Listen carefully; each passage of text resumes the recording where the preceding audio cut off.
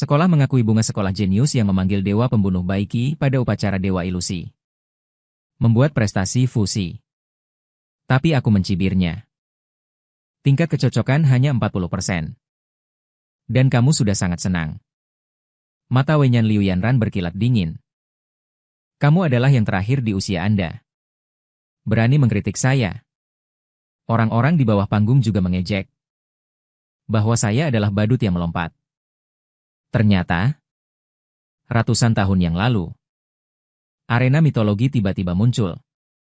Para dewa dari berbagai negara di dunia benua menyambut kebangkitan. Dan manusia, selama mereka berusia 16 tahun, dapat membangunkan dewa melalui batu dewa. Mereka yang berhasil dalam Dewa Ilusi dapat memperoleh kekuatan dewa. Mewakili negara untuk bertarung di arena mitologi.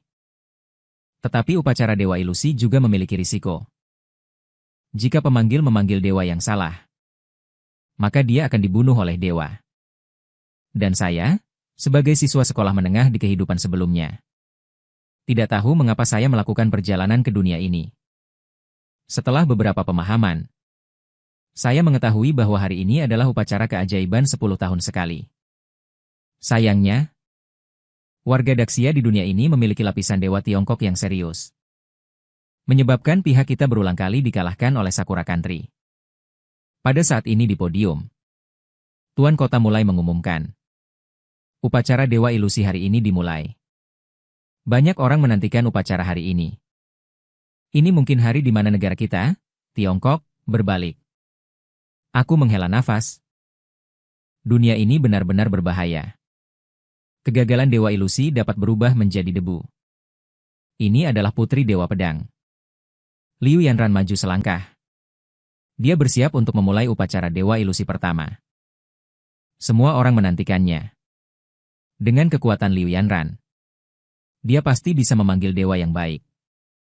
Sayangnya, pagi ini arena mitologi Tiongkok kalah dalam 2 pertandingan. Dan sudah dalam bahaya. Jika Liu Yanran dapat membangkitkan dewa yang kuat, itu akan membawa kemuliaan bagi negara. Liu Yanran perlahan maju. Tuan Kota di samping juga berharap dia dapat membangkitkan dewa tingkat tinggi untuk menyelamatkan Tiongkok. Tangan Liu Yanran menyentuh kristal itu dalam sekejap. Kristal itu jelas memicu suara yang aneh. Orang tua di samping penguasa kota itu terkejut dan tercengang. Ini adalah pertanda munculnya dewa tingkat tinggi. Saat berikutnya, beberapa bayangan dewa, 3 bayangan dewa, muncul di atas Liu Yanran.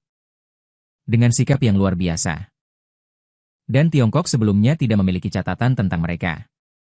Tetapi ketika saya melihat 3 bayangan dewa ini, hati saya tiba-tiba terkejut.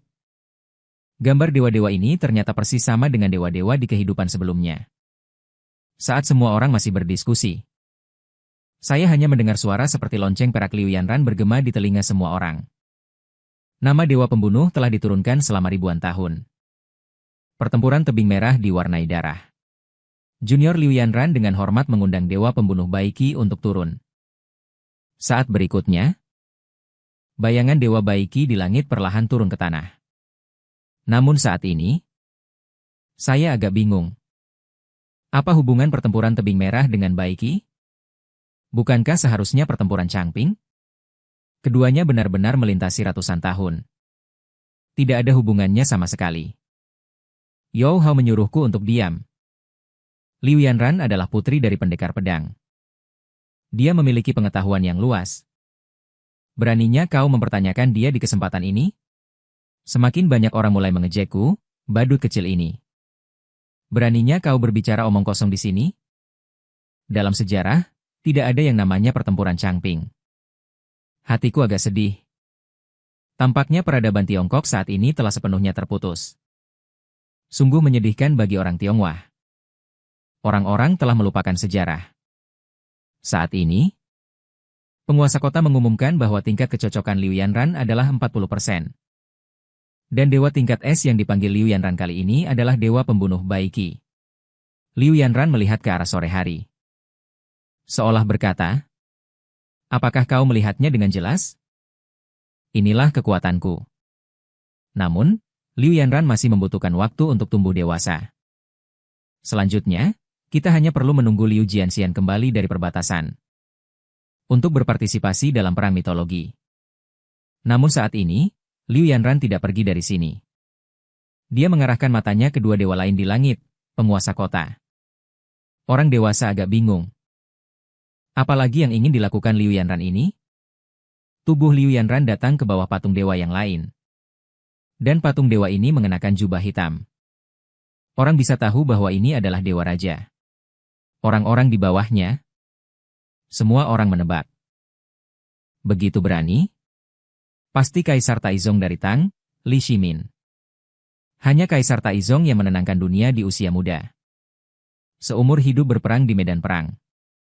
Dan diabadikan dalam buku-buku sejarah sebagai Kaisar Abadi. Sayang sekali. Catatan dalam buku-buku sejarah masih sedikit. Aku melirik patung dewa itu. Itu seharusnya bukan Li Shimin. Pada periode Sui dan Tang, pakaian kaisar didominasi oleh warna kuning cerah. Dan pakaian kaisar dari dinasti manapun dalam sejarah tidak mungkin berwarna hitam.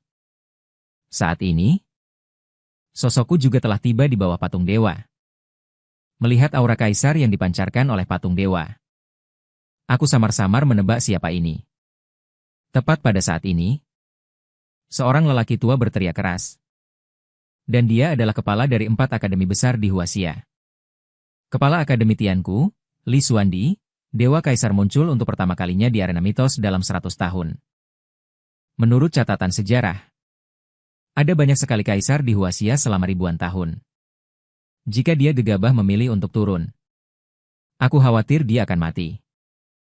Bahkan Tuan Kota membujuk Liu Yanran untuk menyerah.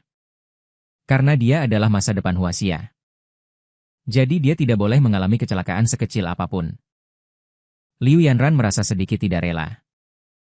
Jika dia pergi sekarang, dewa tingkat atas ini akan menghilang dari dunia ini.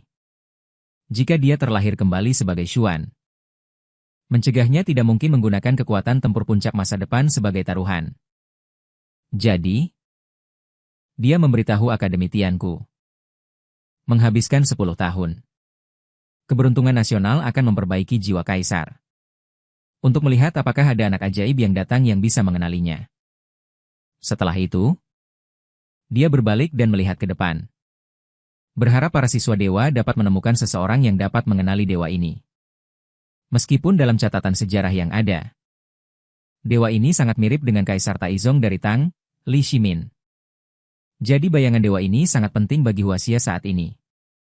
Karena keberuntungan nasional selalu mengalami kekalahan yang menyedihkan di Huaxia. Pihak kita telah kalah 2 pertandingan berturut-turut dari Jepang. Jika kita kalah lagi, itu akan membawa kerugian yang tidak dapat diperbaiki bagi Huaxia. Jadi dia ingin bertanya kepada semua orang apakah ada yang mengenali dewa ini. Tetapi ada satu hal yang ingin dia jelaskan. Yaitu orang yang memanggil dewa yang salah akan mati di sini. Jadi masih ada yang berani maju untuk upacara? Para penonton di bawah mulai berdiskusi. Mungkin dewa kaisar yang tidak dikenal ini sama sekali bukan Li Shimin, Kaisar Taizong dari dinasti Tang, yang gagal menampakkan diri. Itu sudah pasti. Tapi kami, para pemuda Tiongkok, dengan tulang besi yang teguh, segera ada satu orang yang berdiri untuk mempersiapkan upacara. Bahkan wanita pun tidak mau kalah. Cunyu dari Universitas Modu bersedia maju untuk upacara. Semakin banyak orang mulai menyebutkan universitas dan nama mereka. Menyatakan bahwa mereka bersedia mati untuk Tiongkok. Tepat pada saat ini, aku mengangkat tangan untuk menghentikan mereka. Aku tahu asal-usul Kaisar Ming ini. Mungkin berbeda dari penilaian rektor. Lu Changsheng dari Universitas Elf bersedia untuk upacara. Orang-orang di sekitarku melihatku. Semua tampak sedikit terkejut. Bukankah ini badut yang baru saja mempertanyakan Liu Yanran? You Hao menyuruhku untuk berhati-hati. Jika penampakan nama salah, kau bisa mati.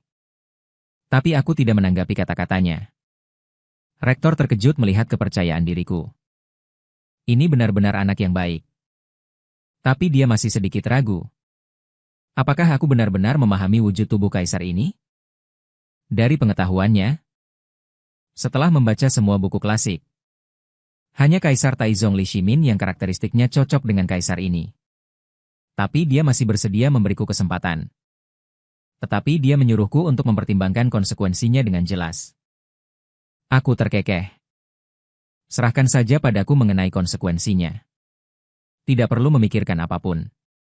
Karena aku tahu arah lain dari upacara penampakan dewa dari wujud tubuh kaisar ini.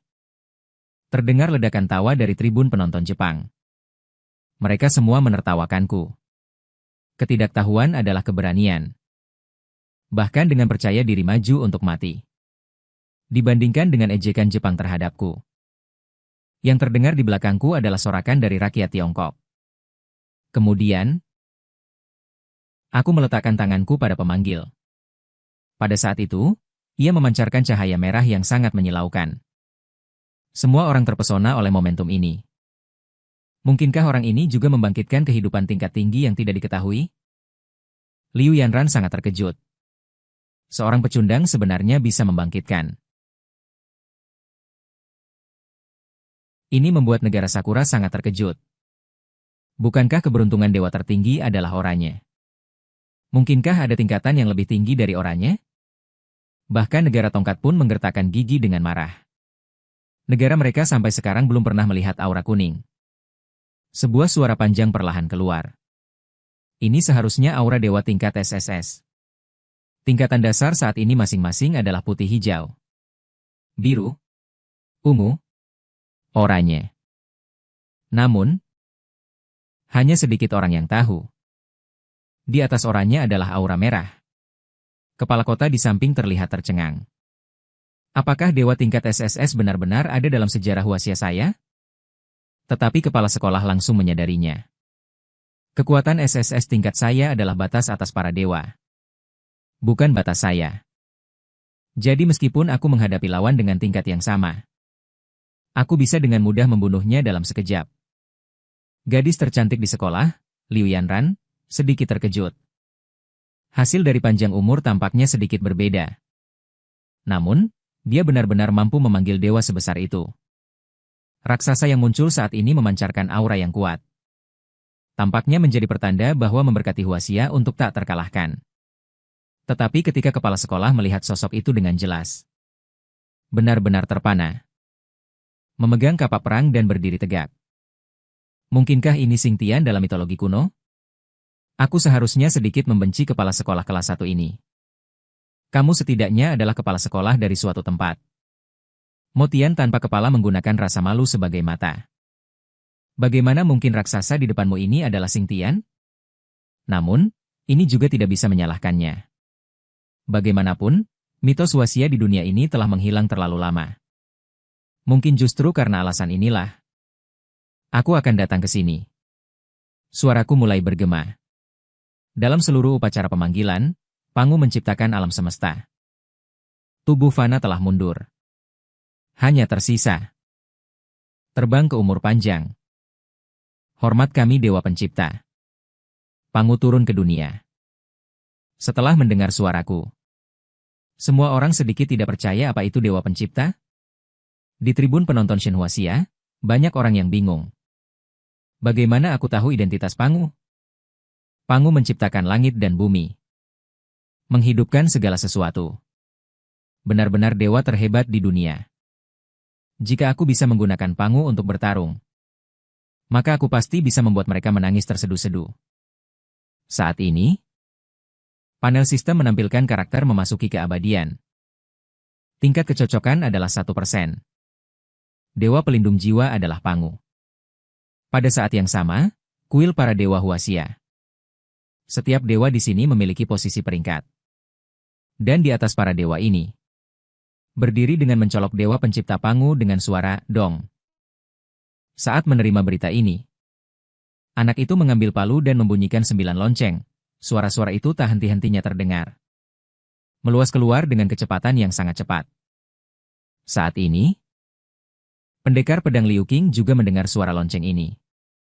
Dia bahkan mengira dirinya salah dengar. Pemilik toko sangat bersemangat. Dengan beruntung mengeluarkan 9 suara yang sudah lama tidak terdengar, langka dan belum pernah terjadi sebelumnya. Sepertinya kamu memang telah mengaktifkan dewa tertinggi. Bahkan primadona sekolah Liu Yanran pun sedikit terkejut. Dewa Huaxia terkuat dalam sejarah tampaknya hanya memicu 3 getaran keberuntungan di negara Sakura. Pihak ini terus memarahi Batayalu dengan marah. Seorang anak kecil Huaxia sebenarnya membangkitkan dewa tertinggi. Kemudian, dia menoleh untuk bertanya kepada pemuda ular bandel di sampingnya. Menanyakan apakah dia memiliki kemampuan untuk membunuhku, orang itu terkekeh. Petarung jiwa primordial bintang, bahkan jika memanggil dewa tertinggi. Dengan kemampuan kecocokan saat ini, sulit untuk memanggilnya di atas ring. Jadi dia memiliki harapan untuk bisa membunuh mendengar kata-kata ini. Kaisar Tokugawa segera memerintahkan Huaxia dan kita untuk bermusuhan selama beberapa generasi. Tidak bisa membiarkannya terus hidup. Harus membunuh para jenius Huaxia di masa pertumbuhan. Kemudian, dia tidak sabar untuk meluncurkan pertempuran para dewa yang jelas. Saat ini, tubuh Pangu perlahan menghilang. Dewa tingkat SSS hanyalah batas dewa. Tetapi ini bukanlah batas Pangu. Diriku saat ini karena alasan tingkat kecocokan. Sama sekali tidak bisa memanggil Pangu di atas ring. Tetapi aku masih bisa memanggil dewa lain dengan lebih dari cukup. Tetapi tepat ketika aku datang di depan patung dewa ini, 11 orang menggigil, lempengan batu di bawah kakiku tiba-tiba pecah. Mengangkat tubuhku ke udara. Li Xuan diam-diam merasa ada yang tidak beres. Ini seharusnya konsumsi negara Sakura. 10 tahun. Negara menyerang negara Tiongkok. Saat pertempuran dewa dimulai, tubuhku diteleportasi ke ruang lain. Tapi aku belum sempat terbangun. Dewa itu, kemudian tubuhnya perlahan diproyeksikan. Bahkan Li Xuan pun tidak bisa berbuat apa-apa lagi. Keduanya memaki-maki ke arah negara Sakura. Benar saja, negara kecil yang tercela. Bahkan Liu Yanran, gadis yang lembut dan anggun, mengucapkan kata kasar. Sebaliknya, negara Sakura. Di sana, momentumnya tinggi. Lihatlah betapa malunya mereka. Tadi masih khawatir. Negara Tiongkok telah melahirkan seorang jenius yang tiada tara. Sekarang jenius itu akan segera mati. Selama mereka bisa membunuh Lu Changsheng, maka 10 tahun keberuntungan nasional yang dihabiskan dapat diambil kembali dariku. Di sisi lain, pendekar pedang juga menerima pemberitahuan tentang pertempuran keberuntungan nasional. Asisten di samping menjelaskan, negara Sakura menghabiskan 10 tahun untuk membuka arena mitos lebih awal. Saat ini, mereka ingin menghapus jenius Huaxia. Pertempuran dewa hanya dapat mengunci dewa sebagai penggulung dewa tingkat S atau lebih tinggi. Setelah peluncuran, pengunci harus naik ke panggung. Wajah asisten dipenuhi keringat dingin. Negara Sakura tidak ragu untuk menghabiskan keberuntungan nasional. Untuk menghapus jenius. Cara ini memang terlalu tercela. Pendekar pedang menggertakkan giginya. Penghinaan ini terhadap jenius Huaxia kami. Jika terjadi sesuatu yang tidak terduga, tahun depan, hari ini, dia pasti akan menghisapnya. 2,5 menit kemudian, sosokku tiba di arena pertempuran dewa. Penggulung dewa ular berkepala 8 di depanku sudah menunggu di sini. Aku lebih sering, dengan kemampuannya, dia bisa dengan mudah mencabik-cabikku. Tapi aku tidak mempedulikan perkataannya. Saat ini, aku sama sekali tidak bisa memanggil Pangu. Memikirkan dewa kaisar yang diperbaiki oleh Li Xuan dengan keberuntungan barusan. Maka dia akan muncul kembali di arena mitos. Melihat aku tidak memperhatikannya, orang itu langsung marah. Apakah kamu, anak kecil, bahkan tidak memiliki keberanian untuk menyuruhku? Dan saat berikutnya, dia terkejut, karena tidak ada sedikit pun kepanikan di wajahku. Hari ini, aku mengklaim bahwa kamu akan menggunakan kepala ular ini untuk membuat sup. Seharusnya cukup enak. Makanan 8 panji. Penggulung dewa ular besar itu tersenyum. Kamu benar-benar tajam lidah. Sebentar lagi, lihat bagaimana kamu memohon ampun padaku. Kedua belah pihak arena telah naik ke atas panggung. Selanjutnya, seorang wanita berambut pirang panjang melayang turun dari langit. Dia adalah wasit kali ini. Pertarungan kita berdua akan ditafsirkan olehnya. Jika Tiongkok terus kalah dalam pertempuran ini, maka lebih dari separuh populasi akan menarik keberuntungan nasional untuk diberikan kepada Jepang. Saat ini, sebuah jendela pop-up muncul di depan saya. Ini adalah aturan arena mitos. Aturan pertama, setiap pertempuran akan secara acak menampilkan 5 dewa untuk dipilih dan dipanggil untuk bertempur. Aturan kedua, setiap kehidupan yang telah dipanggil hanya bisa bertempur sekali. Tidak bisa muncul lagi. Sistem 3 kemenangan dari 5 game. Hanya pemenang yang bisa hidup. Yang kalah akan mati bersama dewa. Mengenai aturan ini, saya sangat puas. Pemenang menang dan yang kalah mati. Ratusan penggulung ilahi mati di tangan Orochi, kebencian keluarga dan negara. Semuanya akan diselesaikan hari ini.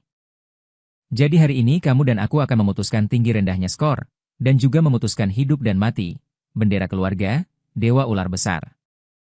Penggulung tertawa kecil. Aku juga punya niat yang sama. Setelah Aphrodite memastikan aturan kita, secara resmi mengumumkan pertandingan. Yang bertanding untuk Jepang kali ini adalah Matsumoto. Yuanzong adalah penggulung ilahi tingkat S.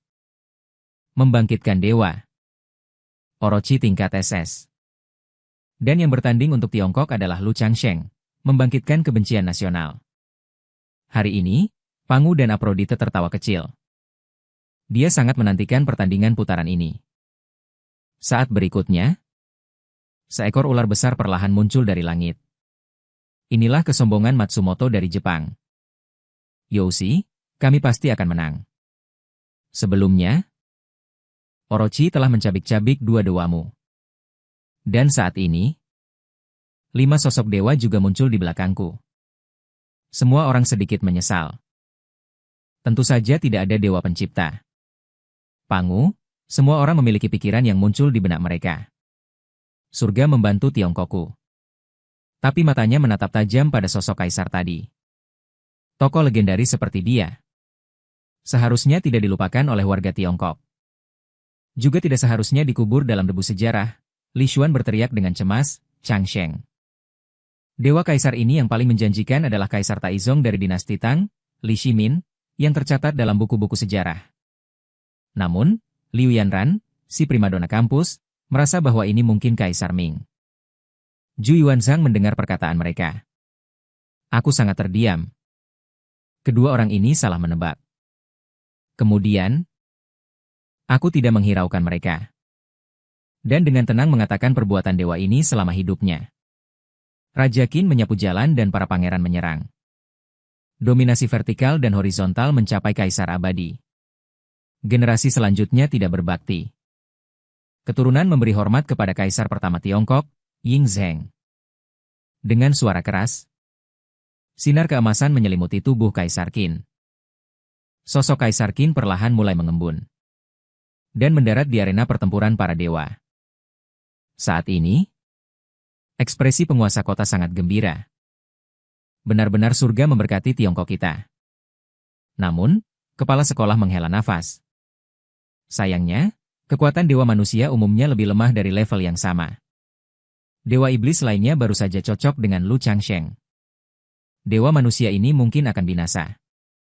Sedangkan ular berkepala 8 benar-benar dewa. Mungkin dewa manusia bernama Kaisar Qin ini bukan lawannya. Matsumoto terkekeh. Anak kecil ini, seperti yang diharapkan, tidak dapat memanggil dewa pencipta Pangu. Namun, yang lebih tidak dia duga adalah aku benar-benar bisa memanggil dewa manusia yang lemah. Saat ini, aku membungkuk dalam-dalam kepada Kaisar Qin. Keturunan selanjutnya adalah keturunan yang tidak berbakti. Lu Changsheng memberi hormat kepada leluhur. Generasi selanjutnya melupakanmu dan pantas tidak berbakti. Namun, mulai hari ini, generasi selanjutnya akan selamanya mengingat kaisar leluhur, kaisar pertama. Pernah mendominasi dunia dan menyapu 6 kerajaan. Pegunungan dan sungai yang tak terhitung jumlahnya. Membiarkan ras tidak berani menyerang Tiongkok. Setelah kata-kataku jatuh, naga emas dengan cepat terbang keluar dari tubuh Kaisar Qin. Sistem muncul, bukan karena tingkat kecocokanku dengan Ying Zheng mencapai 60%. Para siswa sangat gembira. Setelah mendengarkan penjelasanku tadi, mereka juga terkejut. Sejarah Tiongkok ternyata memiliki kaisar dengan prestasi yang begitu besar. Namun, Pihak negara Sakura sangat meremehkan. Bahkan jika kamu seorang kaisar. Apa yang bisa dilakukan oleh dewa manusia biasa? Aku melihat Ying Zheng dengan bingung. Lalu mulai menjelaskan bahwa lawannya adalah leluhur asing yang menindas Tiongkok. Mendengar kata-kata ini, Ying Zheng sangat marah. Siapapun yang melanggar Tiongkok pasti dihukum. Di tribun penonton negara Sakura, orang-orang itu mendengar leluhur mereka mengatakan ini. Tertawa kecil. Dewa manusia biasa berani mengucapkan kata-kata sombong seperti itu. Apakah mereka lupa adegan di mana dua dewa kalian dicabik-cabik sebelumnya? Pemberi berkat ular 8 panji tiba-tiba sedikit mengagumi leluhur. Tidak heran dia pernah menjadi seorang kaisar. Kata-kata yang diucapkannya benar-benar sangat mendominasi. Saat berikutnya, dia mengayunkan tangan kanannya. Ular 8 panji bersiap untuk menyerang. Dewa manusia biasa ini tidak menyangka sudah begitu gila hingga ingin menantang Dewa Cheng Jian. Kaisar Qin dengan dingin berbicara. Awalnya kupikir ini akan menjadi pertempuran yang menggembirakan. Namun, tanpa diduga yang datang adalah dewa manusia. Melihat tubuh leluhur tua yang kurus, kurasa dia bahkan tidak memenuhi syarat untuk mengisi celah giginya. Mendengar ejekan lawannya dan leluhur sangat marah. Sejak zaman kuno, belum pernah ada yang berani berbicara dengannya seperti ini. Saat berikutnya, dia mengangkat tangannya. Perlahan-lahan memadatkan bola cahaya. Pedang harta karun Rongjin diaktifkan dan muncul di tangan Kaisar Qin. Pedang ini bernama Pedang Dingking. Panjangnya 3 kaki 6 inci. Dipuji oleh generasi selanjutnya sebagai pedang nomor 1 di dunia. Dapat disebut sebagai yang terbaik di Tiongkok. Kaisar Qin berteriak, yang terbaik. Pedang ini bernama Pedang Dingking dan lahir untuk ideologi persatuan yang agung. Di tribun ejekan negara Serigala Langit, semua orang agak terkejut. Dewa manusia dari Tiongkok ini benar-benar bersiap untuk melawan ular 8 panji. Bahkan tribun penonton negara tongkat memancarkan suasana melankolis. Sejujurnya, negara Tiongkok ini terlihat cukup menyedihkan. Bagus. Rong ini berhasil diaktifkan tetapi akan dimusnahkan. Selain itu, tidak sedikit juga orang yang menonton dengan gembira. Mereka juga ingin melihat apakah tubuh dewa manusia benar-benar dapat melawan dewa. Ular 8 panji melihat Qin Shi Huang begitu bersemangat untuk bertempur. Dia juga tiba-tiba membangkitkan semangat juangnya. Ayo. Menarilah dengan bebas. Usahakan untuk tidak mengecewakan dewa ini. Dan mata itu menatap kaisar manusia dengan tajam. Dengan tatapan meremehkan. Sama sekali tidak menempatkan Kaisar Qin Shi Huang di matanya. Saat berikutnya, ular 8 panji langsung menyerang ke arahku. Hayalan seorang manusia fana. Ingin menodai dewa. Benar-benar tidak tahu malu. Dengan suara gemuruh. Serangan ular 8 panji langsung menghancurkan arena menjadi berkeping-keping. Melihat kekuatan serangan ular 8 panji begitu dahsyat, Kaisar Negara Sakura yakin akan kemenangannya. Kaisar manusia di depan mata ini seharusnya seperti dua dewa sebelumnya. Dengan mudah dicabik-cabik. Para penonton dari negara Sakura juga ikut menyetujui. Siapa suruh negara Tiongkok memanggil dewa manusia? Bahkan jika tingkatannya tinggi. Tetapi kelemahan bawaan tidak dapat dibandingkan. Dewa Iblis berdesir.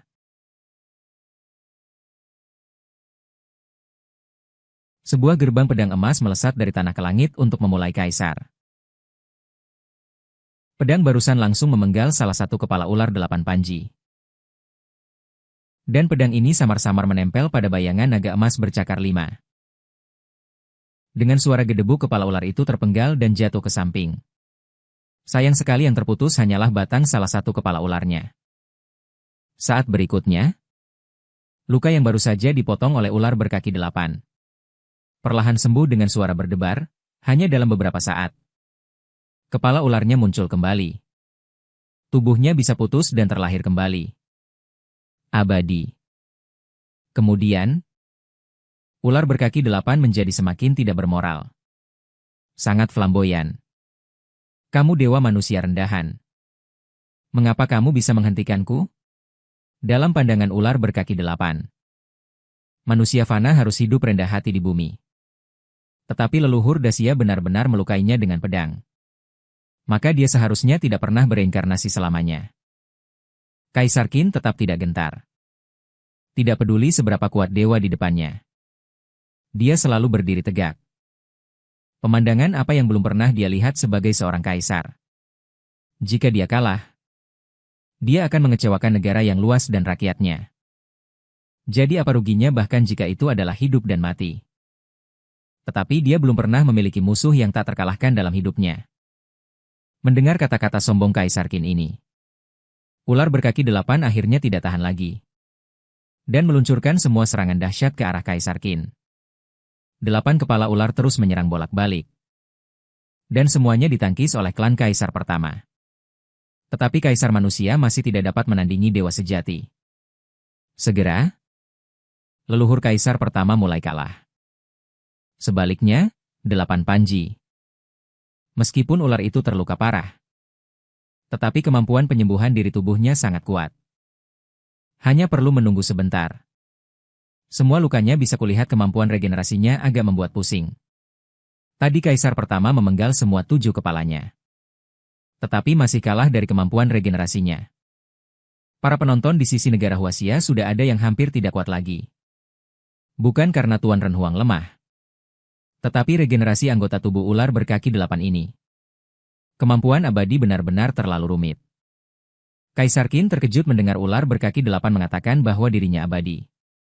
Dia ingat dalam buku-buku klasik. Bahkan dewa kuno pun tidak dapat melakukannya. Saat berikutnya, Kaisar pertama bersiap untuk melancarkan serangan. Dalam sepersekian detik itu, 3 kepala dipenggal oleh Raja pertama. Dia, Qin Shi Huangxingseng, ingin melihat siapa yang pulih lebih cepat. Atau seberapa cepat aku membunuh. Namun hanya setelah 2,5 ronde.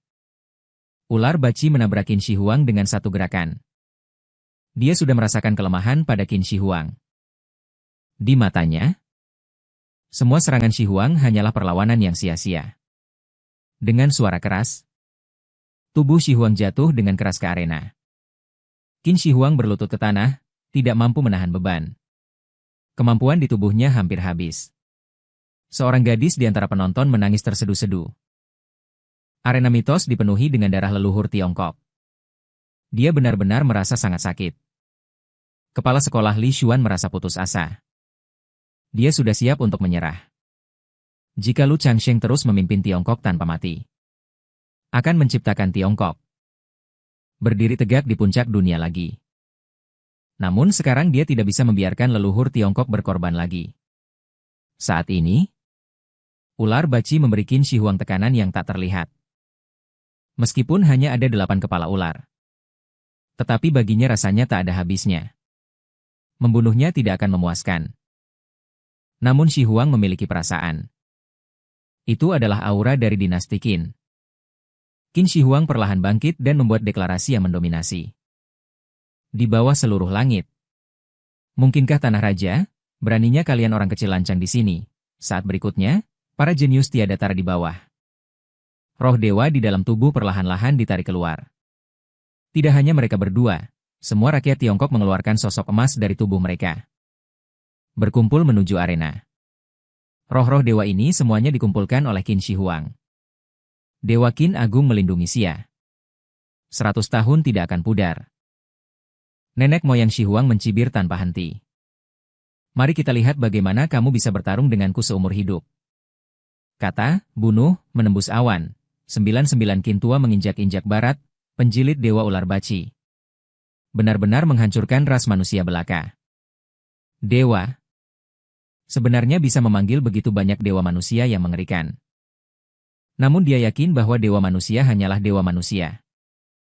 Tidak mungkin untuk berdiri sejajar dengan para dewa.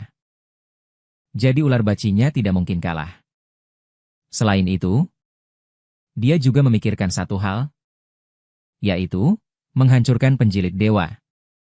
Juga dianggap sebagai tindakan altruisme suci, dia meluncurkan. Memungkinkan tubuhnya berangsur-angsur menghilang. Hilang di arena. Bahkan jika kamu adalah anak kesayangan surga, lalu kenapa? Aku tidak mungkin membiarkan dia punya waktu untuk tumbuh dewasa.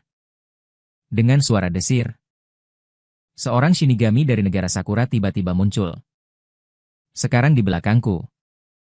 Gadis sekolah idaman, Liu Yanran, dan kepala sekolah terkejut setelah melihatnya. Dan mengingatkanku. Hati-hati di belakangmu, tanpa suara. Pedang di tangan Shinigami negara Sakura. Melewati leherku. Tapi itu tidak menyebabkan kerusakan apapun padaku. Aku dengan cepat mengendalikan tangannya. Hanya mendengar suara gedebuk. Aku menjatuhkannya ke tanah dengan bantingan tubuh yang sempurna. Negara Sakura memang negara Sakura. Kata licik dan ekstrim telah kamu gunakan secara ekstrim. Orang-orang di bawah panggung terkejut. Bukankah dia baru saja menjadi Shinigami? Dan tingkat kecocokannya dengan dewa penciptanya sangat rendah. Mengapa dia masih begitu kuat? Aku mencibir tanpa henti. Meskipun Pangu sebagai dewa takdirku memiliki tingkat kecocokan yang sangat rendah. Tetapi bahkan 1% pun cukup untuk membuat tubuhku sangat kuat. Sama seperti pedang rusak di tangan negara Sakura sama sekali tidak bisa menembus tubuhku. Tetapi hanya dengan poin ini dapat membuktikan bahwa tubuh fisikku sudah sekuat batu. Shinigami negara Sakura segera bangkit setelah jatuh. Dia agak ceroboh tadi. Tidak menyangka bahwa seorang Shinigami sepertiku benar-benar memiliki kekuatan seperti itu. Tetapi dia juga tidak tanpa rencana cadangan lainnya. Kemudian tubuhnya mulai terbelah. Perlahan membentuk sosok manusia yang nyata. Kamu hanyalah sampah kecil belaka. Kamu sama sekali tidak mengerti apa itu kekuatan sihir. Matsumoto berteriak teknik klon bayangan. Inilah perbedaan antara aku dan kamu. Teknik klon bayanganku telah mewarisi kemampuan tubuh utama dengan sempurna. Sekarang 2 lawan 1. Aku ingin tahu peluangmu untuk menang? Namun aku tidak berbicara. Dengan kedua tangan menangkap. Dan langsung meraih kedua kakinya. Dengan suara gedebuk. Aku membanting kedua tubuh Matsumoto dengan keras hingga bertabrakan satu sama lain. Aku terkekeh. Tidak heran menjadi Shinigami tingkat SS. Kualitas fisik tubuhnya benar-benar cukup kuat. Penonton Tiongkok bersukacita dan benar-benar menjadi gila. Beberapa orang menganggapku sebagai idola. Dan ada juga gadis-gadis yang tidak sabar ingin memberiku bayi monyet. Dan mahar mas kawin tidak diperlukan. Bahkan bersedia memberiku 10 apartemen. Kali ini giliran tribun penonton negara Sakura yang mulai menangis dan berteriak. Memohon pada ular berkepala 8. Untuk memancarkan kekuatan dewanya. Dan menghancurkan negara Daxia. Kaisar negara awal Sakura pun sedikit gemetar. Bisa dibayangkan. Jika dia kalah dalam pertandingan ini, maka akan menimbulkan kehebohan seperti apa. Jadi, ular berkepala 8 tidak boleh kalah dalam pertempuran ini. Namun, terlepas dari bagaimana orang-orang di negara Sakura memohon, ular berkepala 8 di arena. Tubuhnya terus-menerus ditebas oleh dewa manusia. Dengan cepat tubuh ular berkepala 8 hancur berkeping-keping. Qin Shi Huang mendapat keunggulan besar dalam pertempuran ini. Tetapi pertempuran belum berakhir. Ular berkepala 8 yang sedikit gemetar bersiap untuk mengorbankan rakyat negara Sakura. Sekarang, dia hanya bisa memenangkan pertempuran ini melalui pengorbanan. Dalam sekejap, orang-orang di tribun penonton negara Sakura yang baru saja berteriak menyemangati langsung meleleh.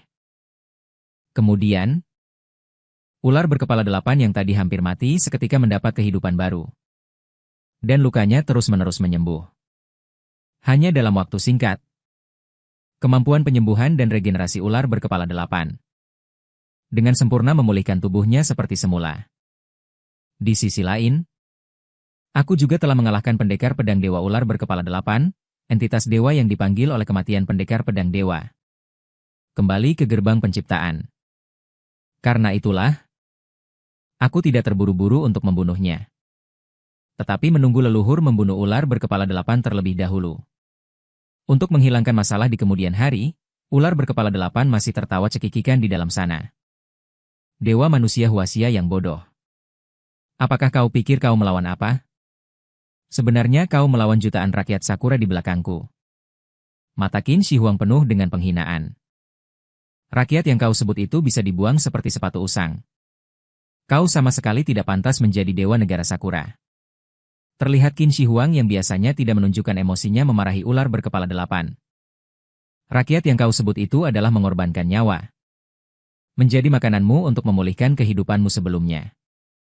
Terlihat saat ini sudah sangat sedikit orang yang berdiri di tribun penonton negara Sakura. Mereka semua takut tubuh mereka disedot oleh ular berkepala 8 sebagai makanan. Qin Shi Huang menghabiskan separuh hidupnya di medan perang. Di usia senjanya mencari jalan keabadian. Semua orang membenciku sebagai guru. Namun, jika dilihat sekarang, justru membantu negara Daxia saat ini. Karena dia mendapatkan metode di hutan akhir untuk makanan. Meskipun dia tidak bisa langsung menjadi abadi. Tetapi menghancurkanmu lebih dari cukup. Tubuh Kaisar Qin Shi Huang naik ke udara. Tubuhnya dipenuhi dengan cahaya keemasan. Mulutnya terus-menerus mengucapkan kata-kata welas asih. Semoga semua makhluk hidup di dunia ini. Setiap orang seperti naga. Semoga nama Kaisar Shi Huang saya abadi selamanya. Kemudian cahaya keemasan di tubuhnya beterbangan kemana-mana. Semua jatuh pada orang yang memanggil dewa tadi.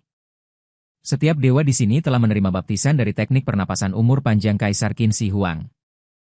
Kesesuaian mereka dengan pendekar pedang dewa telah meningkat pesat. Melihat adegan ini, bahkan Liu Yanran yang tenang pun tidak lagi tenang. Tingkat kesesuaiannya dengan para dewa terus meningkat dengan gila.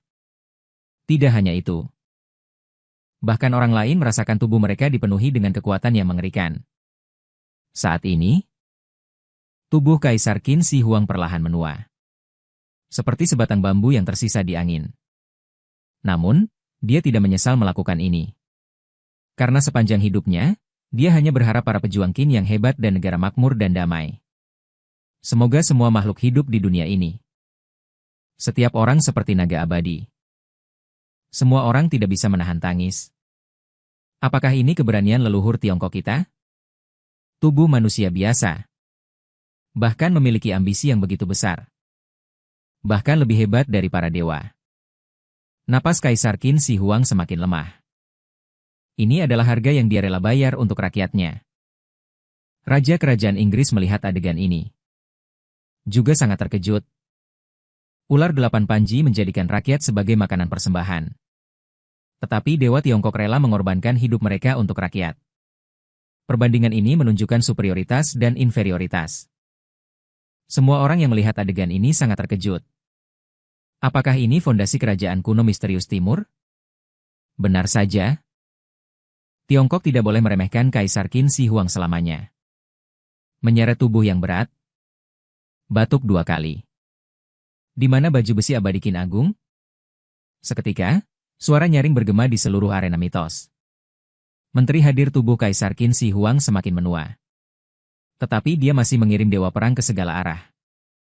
Semua orang memerintah atas nama saya. Hukum satu suku dan guncang Tiongkok saat berikutnya. Sejumlah besar pasukan dewa yang terbentuk berdiri di depan ular 8 panji. Bersiap untuk pertempuran mati-matian melawan ular berkepala 8 panji. Saat ini, dia juga sedikit terkejut.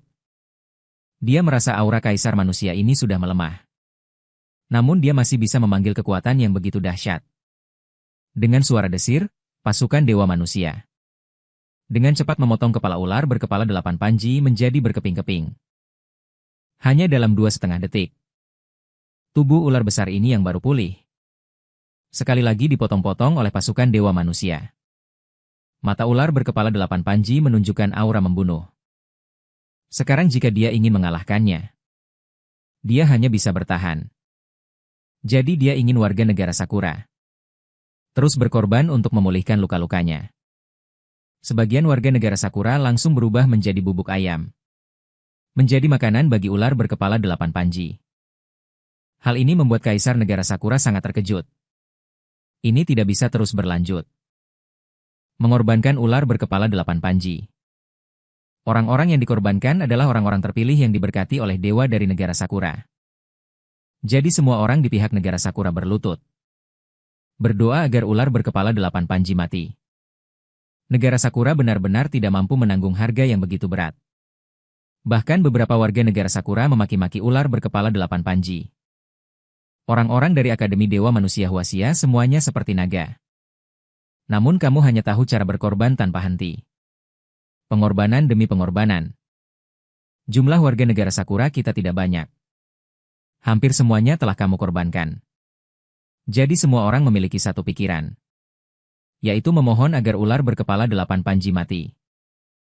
Pada saat ini, ular berkepala 8 yang sudah terluka tidak bisa secara paksa menjebak. Menyaksikan dengan mata kepala sendiri tubuhnya dipotong-potong. Melihat waktunya sudah tepat. Qin Shi Huang mulai mengumpulkan pedangnya. Bersiap untuk membunuh ular berkepala 8 ini dengan satu serangan. Ular berkepala 8. Dengarkan, rakyatmu. Pada akhirnya telah meninggalkanmu. Jadi sekarang, pergilah mati. Setelah mengatakan itu, Qin Shi Huang mengayunkan pedangnya dengan keras.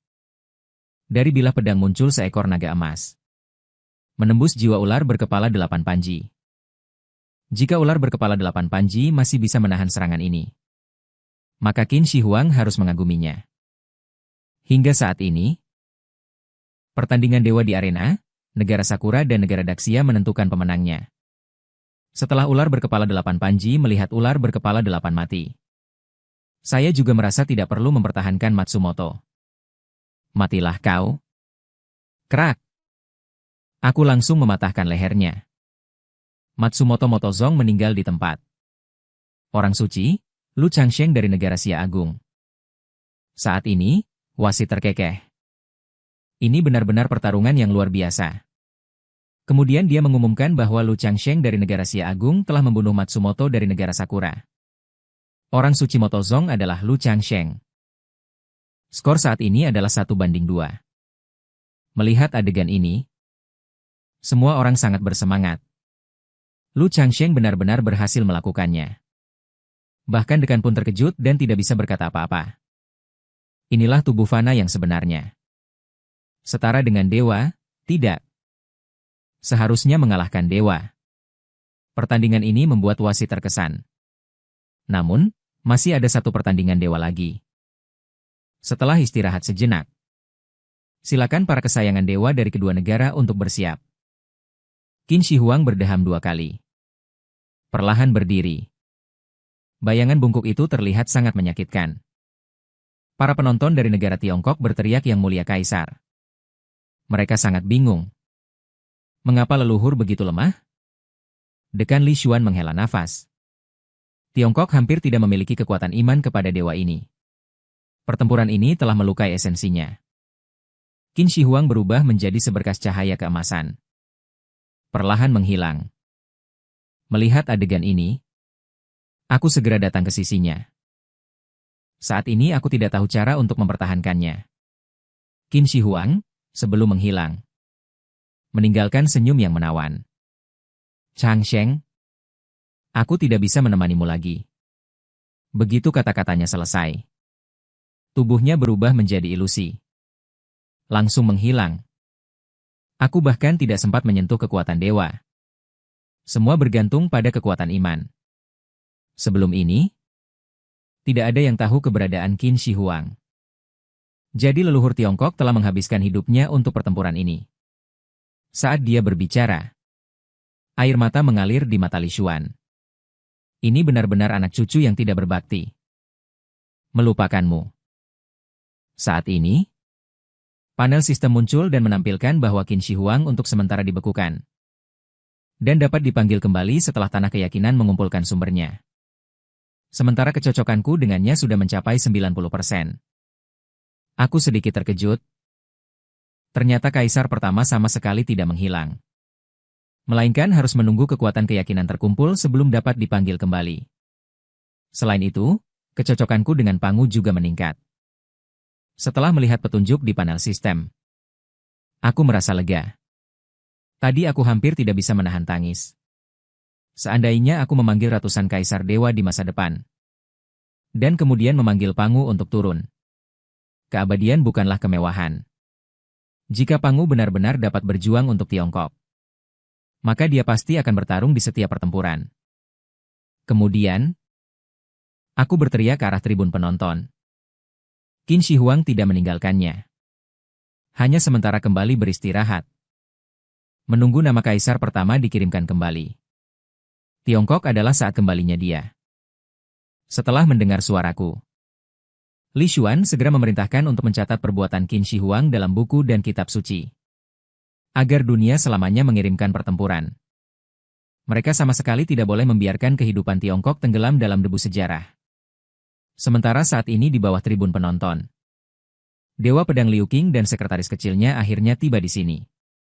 Dan dia selanjutnya akan berpartisipasi dalam perang mitologi. Yang membuatnya terkejut adalah Tuhan memberkati Tiongkok dengan jenius seperti Lu Changsheng, yang menjatuhkan ular 8 panji dari kudanya. Dan tepat pada saat ini, sekretaris kecil di sampingnya tersenyum licik. Dengan ketidaktahuan Xie membuka tangan sekretaris kecil arena dewa dan mengarahkannya ke Dewa Pedang Liu Qing.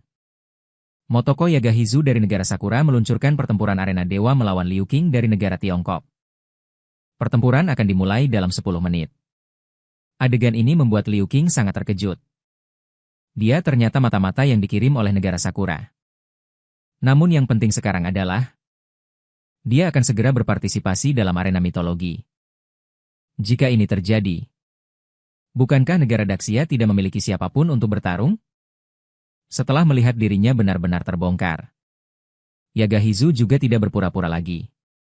Dia telah tunduk di sisiku selama 10 tahun untuk momen ini. Selama Tiongkok tidak memiliki Liu Qing, maka bahkan para jenius dengan bakat yang sangat tinggi, yang diberkati dewa, juga ditakdirkan untuk dicekik dalam buayan. Dia sangat yakin akan satu hal, yaitu negara Tiongkok ditakdirkan untuk menjadi bawahan mereka. Dengan suara, seret, dari negara Sakura, Liu Qing menghunus pedang panjang di punggungnya. Dan bayangan dewa di belakangnya juga muncul secara bersamaan. Sungguh mencari masalah sendiri. Sebentar lagi, aku akan memenggal kepala pengkhianat sepertimu di bawah kudaku. Di sisi lain, kepala sekolah Li Xuan juga mengetahui tentang serangan terhadap pendekar pedang. Dan merasa sangat terkejut.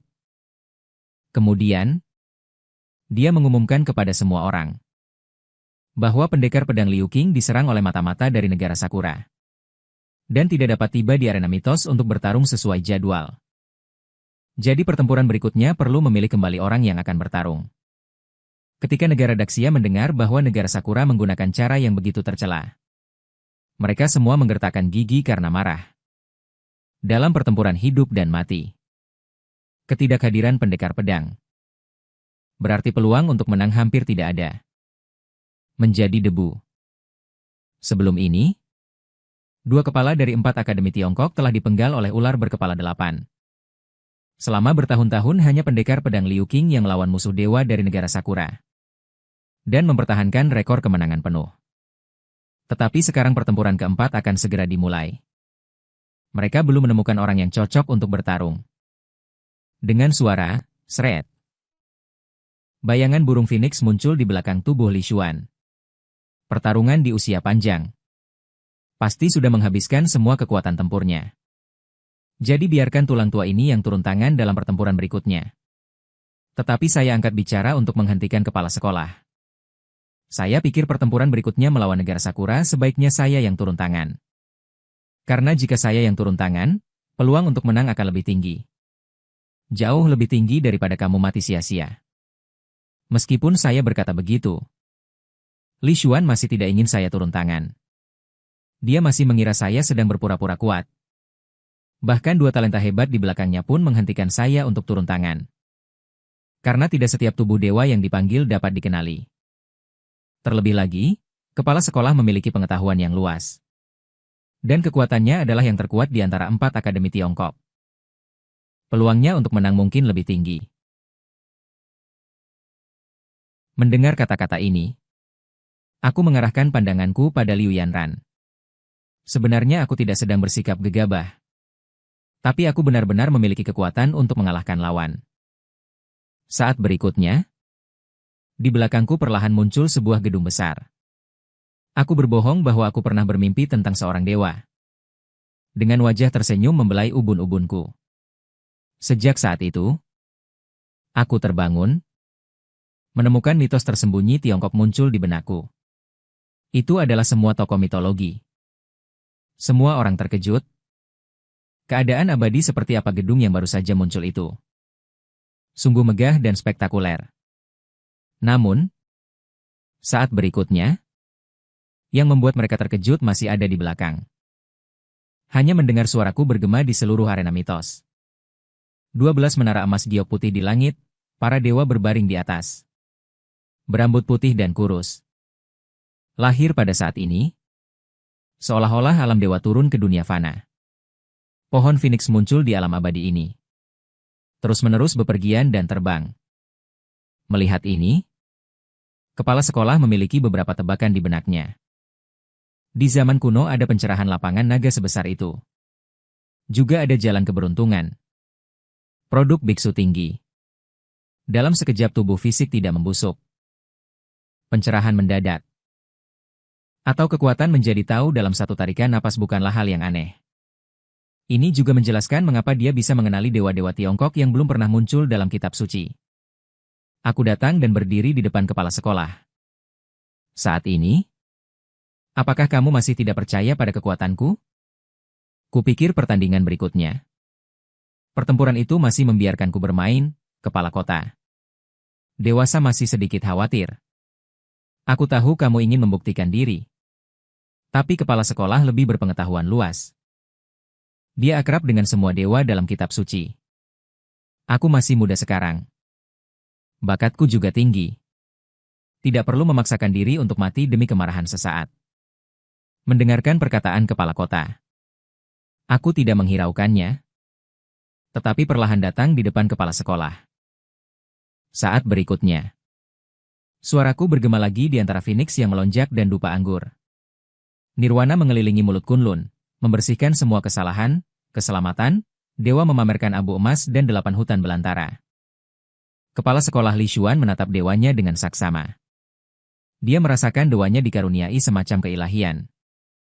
Yang lebih mengejutkannya adalah, keilahian ini sebenarnya dilakukan oleh Lu Changsheng. Orang-orang di tribun penonton memperhatikan ke atas.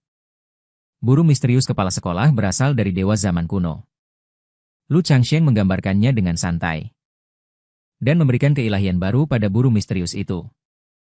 Baru saat itulah mereka tiba-tiba menyadari. Ternyata burung misterius itu disebut Phoenix. Ini adalah gelar yang belum pernah tercatat dalam buku-buku klasik. Aku melihat keilahian yang diberikan. Kali ini seharusnya bisa membuatku naik ke atas panggung, kan? Aku tahu banyak mitos Tiongkok yang tersembunyi. Melihat adegan ini, kepala sekolah tidak lagi menghentikanku. Sepertinya, Lu Changsheng benar-benar keberuntungan bagi dasiaku. Dia menyuruhku beristirahat sejenak di tempat duduk. Bersiap untuk berperang. Tapi aku berbalik dan datang ke sisi Liu Yanran. Selanjutnya giliranmu. Penduduk Wuhan mewariskan 1000 tahun. Pertempuran Changping. Saraf pembunuh. Kuda besi dan tombak emas. Menyapu 6 kerajaan. Getaran di semua sisi. Hantu dan dewa menangis. Hanya dalam beberapa saat, ada dewa lain. Aku dikaruniai keilahian. Dan dewa ini adalah dewa pembunuh Baiki yang dipanggil oleh Liu Yanran sebelumnya. Dan operasi ini juga akan menyebabkan vitalitas dalam tubuhku hilang dengan cepat. Semua orang sangat terkejut. Lu Changsheng, yang seorang siswa buruk, sebenarnya bisa membantu dewa Tiongkok di atas level S untuk memberikan keilahian baru. Dan aku melakukan ini. Hanya ingin menggunakan nyawaku untuk menyalakan lebih banyak percikan api untuk Tiongkok. Sosokku menjadi semakin tinggi dan megah di mata semua orang. Bahkan agung. Tidak berlebihan untuk mengatakan. Jika bukan karena penampilanku hari ini, maka negara Tiongkok memiliki lengan raja saat ini di arena mitos. Pertandingan keempat bersiap untuk dimulai, wasit melihat daftar pemain dari kedua belah pihak. Silakan kedua pemain naik ke atas panggung untuk bertarung. Tiongkok, yang aku ikuti dalam pertempuran ini, masih merupakan remaja jenius Lu Changsheng yang telah meraih kemenangan. Dan perkenalan saya di samping juga diumumkan kepada publik. Dan yang bertarung dari pihak negara Sakura adalah Sakura Sora Momo. Sorakan mengejek terdengar dari tribun penonton negara Sakura. Negara Huaxia benar-benar kekurangan talenta. Tanpa diduga, mereka membiarkan Lu Changsheng naik panggung lagi. Kaisar negara Sakura menunjukkan ekspresi puas. Bayangan yang tunduk di sisi pendekar pedang telah diaktifkan. Dewa pelindung yang paling ahli dalam melarikan diri dari Sakura Sora adalah api pesona. Jadi dia berani memastikan bahwa kali ini negara Huaxia pasti akan dikalahkan. Sakura Sora melarikan diri dengan sedikit tersenyum. Sangat menantikan untuk bertarung dengan tentara Lu. Dan wanita ini mengesampingkan kebencian keluarga dan negara. Dia masih relatif manis dalam penampilan. Tapi negara Sakura tetaplah negara Sakura. Benih jahat di hatinya tidak bisa dihilangkan. Ada sejumlah besar pria raksasa muda di tribun penonton negara Huaxia. Terpesona oleh wanita ini. Dekan Li Xuan menggertakkan giginya dengan marah. Tampaknya kemampuan mempesona ini masih cukup kuat. Namun, mengapa tidak ada informasi tentang peserta dari negara Sakura kali ini? Saat ini, Sakura Sora Momo meletakkan tangannya di atas batu kebangkitan. Beberapa bayangan dewa muncul di belakangnya. Pada saat yang sama, hitung mundur 50 detik muncul. Sakura Sora Momo menatap bayangan dewa di atas dengan sedikit keraguan. Baiklah. Mengapa kakak Changsheng masih berdiri di sana dengan bodohnya? Cepat. Cepat bangkitkan Shen Li. Ini membuat pihak negara Dacia sangat cemas. Waktu kurang dari 1 menit. Apa yang masih dia ragukan? Cepat bangkitkan dewa. Saat ini, ritual kebangkitan Sakura Sora Momo telah berakhir. Seorang wanita dengan 9 ekor selalu muncul di belakang Sakura Sora Momo. Tribun penonton kekaisaran dan Sakura sedikit terkejut. Dewa macam apa ini? Mengapa dia dilahirkan begitu cantik? Bahkan biksu tua dari negara Tianzhu tersipu.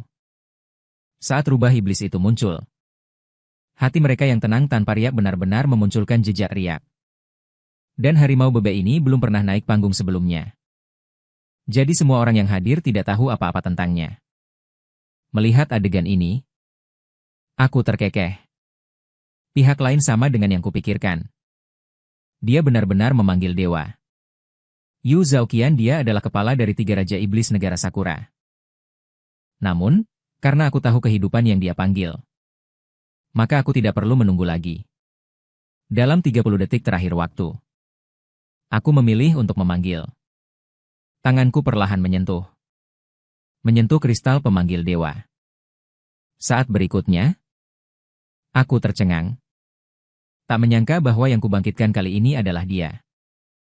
Marshal Tianpeng mengenakan baju besi tremor Heavenly Official. Cahaya gagah berani menyinari matahari, garu berkepala 9 yang dingin. Kekuatan abadi. 36 perubahan melawan puluhan ribu pria di halaman.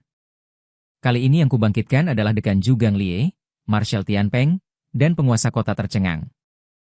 Lu Changsheng. Apakah dia akan membangkitkan dewa iblis? Tapi dewa takdirku adalah dewa manusia.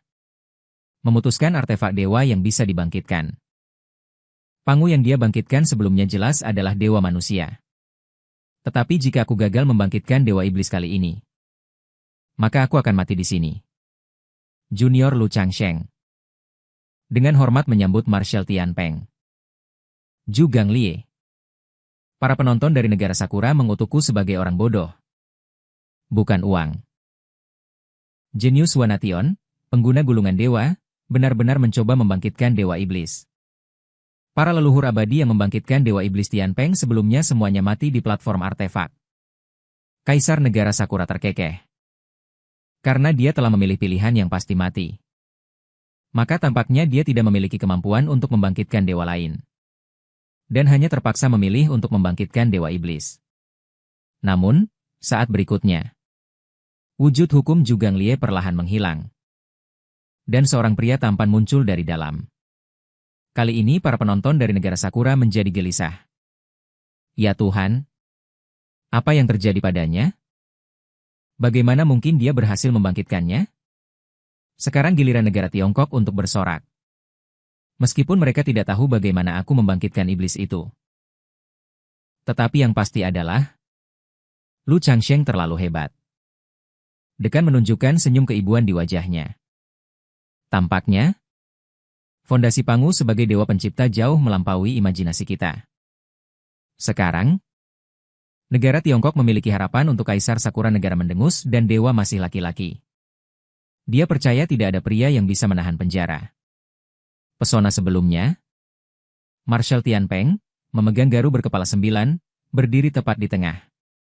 Aku sedikit terkejut melihat tubuh yang tinggi dan perkasa itu. Tinggi ini mungkin sekitar 3 meter. Marshal Tianpeng sedikit mencuci otak Jenderal Tianpeng. Aku tahu saudara Ju tidak ingin menjadi bidak orang lain. Tetapi, jika aku bisa membangkitkan para dewa Tiongkok, dengan kekuatan para dewa dan Buddha di langit, merobek kegelapan tak berujung itu, mengembalikan kepolosan dan harga diri yang pernah hilang padamu. Kemudian aku bertanya lagi apakah dia bersedia bertempur, asalkan kau bersedia. Maka aku bisa membebaskan Chang'e, Raja Kera dan Xuanzang dari semua belenggu. Mendapatkan pembebasan. Tapi hari ini kau harus membantuku berperang untuk negara Tiongkok. Begitu aku selesai berbicara, tubuh Jenderal Tianpeng memancarkan kekuatan dewa yang tak tertandingi. Detik berikutnya, dia langsung menunjukkan wujud aslinya. Dan menangkapku. Kau ini mengejekku ya? Aku Lao Ju bukan orang yang mudah ditipu. Tangan besar Zhugang Liye mencengkeram leherku dengan erat. Aku menyuruhnya untuk tidak terburu-buru membunuh. Aku ingin melihat dewa takdirku dulu. Saat berikutnya, bayangan merah dewa manusia muncul di belakangku. Itu adalah dewa manusia Pangu. Aku menyuruh Zhugang Liye untuk melepaskanku. Kalau tidak, aku benar-benar akan dicekiknya sampai mati. Zhugang Liye mendengus. Apakah itu Pangu Dazun? Saat berikutnya, Zhugang Liye akhirnya melepaskan tangannya. Dia sangat terkesan padaku. Dia tidak menyangka aku bisa membangkitkan Pangu Dazun. Dia benar-benar meremehkanku. Aku tertawa kering 2 kali.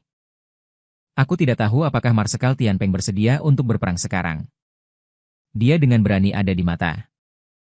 Mata menjadi jernih. Karena Pangu Zun bersedia untuk tampil. Maka aku secara alami bersedia untuk berperang. Jadi dia sekarang percaya apa yang dia katakan sebelumnya. Semuanya benar. Kau sekarang hanya perlu memberitahuku siapa yang harus dipukul. Aku, Lao Ju, akan memukul siapapun. Begitu dia selesai berbicara, mataku menatap lurus ke arah wanita di depan. Kakak babi.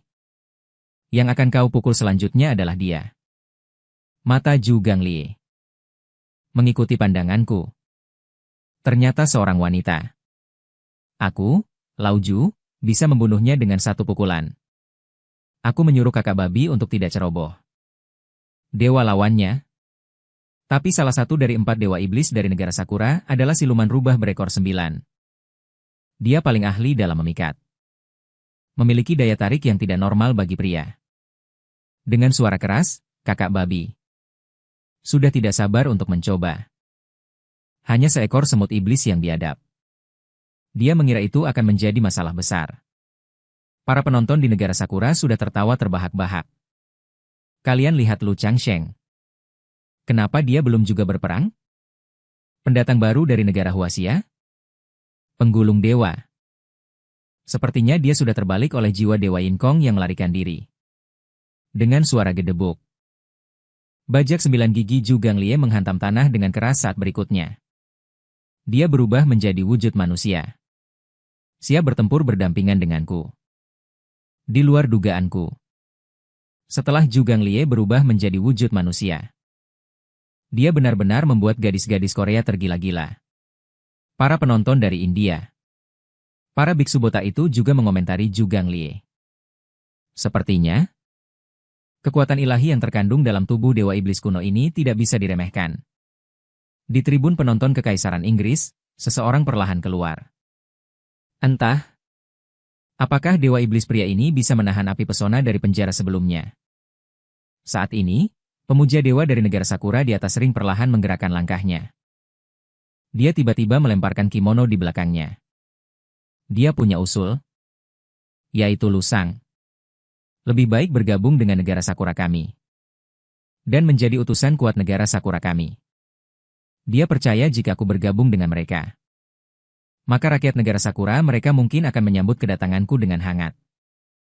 Bahkan mengangkatku sebagai prajurit bangsawan pun tidak berlebihan. Ada satu hal lagi, mereka tidak akan seperti negara Tiongkok. Membiarkan seorang pemuja dewa jenius yang baru terbangun mengambil risiko berkali-kali untuk berpartisipasi dalam perang dewa. Pada saat ini, pemuja dewa negara Sakura diam-diam meluncurkan teknik pesona padaku. Asalkan kamu datang ke negara Sakura, maka aku bisa mempertimbangkan untuk menikahimu. Kepala sekolah Li Xuan sangat panik. Ini adalah perang psikologisnya. Penguasa kota berteriak cemas. Lu Changsheng, kamu sama sekali tidak boleh mendengarkan hasutannya. Hatiku diam-diam terkejut. Pesona wanita ini benar-benar agak kuat. Jika bukan karena tekadku yang kuat, mungkin aku benar-benar akan terpesona olehnya. Bahkan warga Tiongkok yang benci kejahatan terpesona olehnya hingga wajahnya memerah. Mereka sulit membayangkan jarakku yang begitu dekat. Menerima tingkat pesona yang begitu kuat. Aku tidak tahu apakah aku akan menyetujui permintaan pihak lain untuk bergabung dengan negara Sakura. Dan jawabanku sangat jelas. Yaitu aku menolak untuk bergabung dengan negara Sakura. Tetapi pihak lain jelas belum menyerah. Aku tidak ingin bertele-tele dengannya lagi. Langsung dengan lambaian tangan memanggil Garu 9 Gigi. Ini adalah proyeksi senjata ilahi. Tianpeng bersedia keluar. Setelah pertempuran, aku juga memiliki misteri menggunakan Garu 9 Gigi. Pihak lain menyerah setelah melihat tidak bisa menarikku. Sayang sekali. Kamu dulunya punya masa depan yang cerah tanpa batas. Masa depanmu sekarang telah kau kubur dengan tanganmu sendiri. Aku menyatakan bahwa meskipun aku menolak permintaanmu, aku tidak akan mengubur masa depanku sendiri. Dan ketika aku belajar sejarah modern, seorang profesor pernah mengatakan sesuatu kepadaku. Yaitu, martabat hanya ada di ujung pedang. Dan perpisahan hanya dalam jangkauan meriam. Profesor dari kehidupan sebelumnya secara pribadi mengatakan kepadaku sebuah kalimat. Jika aku terus-menerus mengalah, kau menghindar. Hanya akan membuat orang yang menindasku semakin merajalela. Tanpa hambatan. Dan sekarang aku mundur. Lalu, bagaimana aku bisa menghadapi jutaan saudara sebangsa Dacia di belakangku? Dacia adalah negara kesopanan. Terhadap teman, ada anggur dan hidangan lezat. Terhadap musuh hanya ada strategi militer. Begitu kata-kata ini keluar, para penonton di arena negara Tiongkok benar-benar mendidih. Martabat yang baik hanya ada di ujung pedang. Kita memperlakukan lembah Sakura. Kita hanya punya senjata api. Aku sudah siap untuk berperang. Namun, yang terdengar di belakangku adalah sorak-sorai Dacia. Siapapun yang melanggar Tiongkokku, meskipun jauh, akan dihukum. Siapa yang bersedia menghunus pedang? Hanya kakak Changshengku. Dan ada puisi yang lebih arogan, yaitu ketajaman. Jusulu Changsheng. Saat ini di Pantheon, seorang anak sedang membersihkan koridor. Namun, sedetik kemudian ada cahaya keemasan yang membuatnya membuka mata karena sakit. Hanya saja keberuntungan nasional Dacia terus meningkat. Untuk yang terakhir saat ini, anak itu sangat ketakutan sehingga segera melaporkannya kepada atasannya. Sementara di sisi lain, pertempuranku juga sudah dimulai. Aku melompat. Bajak emas bergigi 9 di tanganku diayunkan dengan ganas. Pihak lawan juga menggunakan kartu trufnya, teknik serangan rahasia Sanchu Hu Jin Liesan. Kipas lipat ini memancarkan aura yang memikat. Namun, seranganku tidak berhenti. Sebuah penggaruk langsung mengenai kipas itu. Dewa Sakura ini terkejut dan berkeringat dingin. Seorang pendatang baru benar-benar dapat melancarkan serangan yang begitu kuat. Anak ini tidak boleh dibiarkan hidup. Kemudian dia mengambil kembali kipasnya. Bersiap untuk menggunakan serangan lain. Pasti akan mengalahkanku dengan gerakan berikutnya.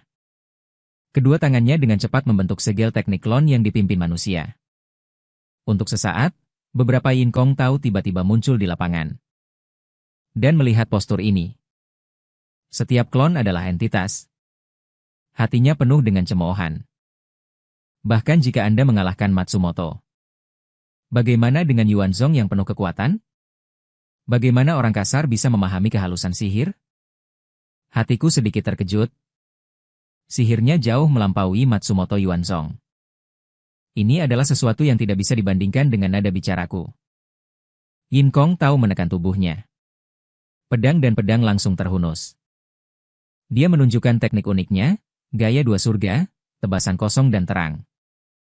Ini adalah ilmu pedang yang telah diturunkan dari generasi ke generasi oleh keluarga mereka. Aku masih melihat serangan itu. Agak terkejut. Sepertinya aku tidak bisa menandingi sapaan ini sekarang. Aku langsung terlempar oleh serangan energi pedang ini. Untung saja, kecepatan reaksiku relatif cepat. Sebelum serangan tiba, aku mengambil langkah mundur terlebih dahulu. Melihatku jatuh, orang-orang Sakura langsung mencibir dengan arogan. Aku, seorang pria yang baru saja terbangun. Bagaimana mungkin aku bisa mengalahkan Yin Kong Tao mereka? Bahkan Yin Kong Tao merasa bahwa aku agak rapuh. Dia bahkan sudah melihat beberapa klonku yang menyembah Sakura Peach di dalam hatinya. Menunjukkan penghinaan padaku. Gerakan berikutnya ini. Aku melihat pasukan pedang Sakura terus-menerus menyerangku.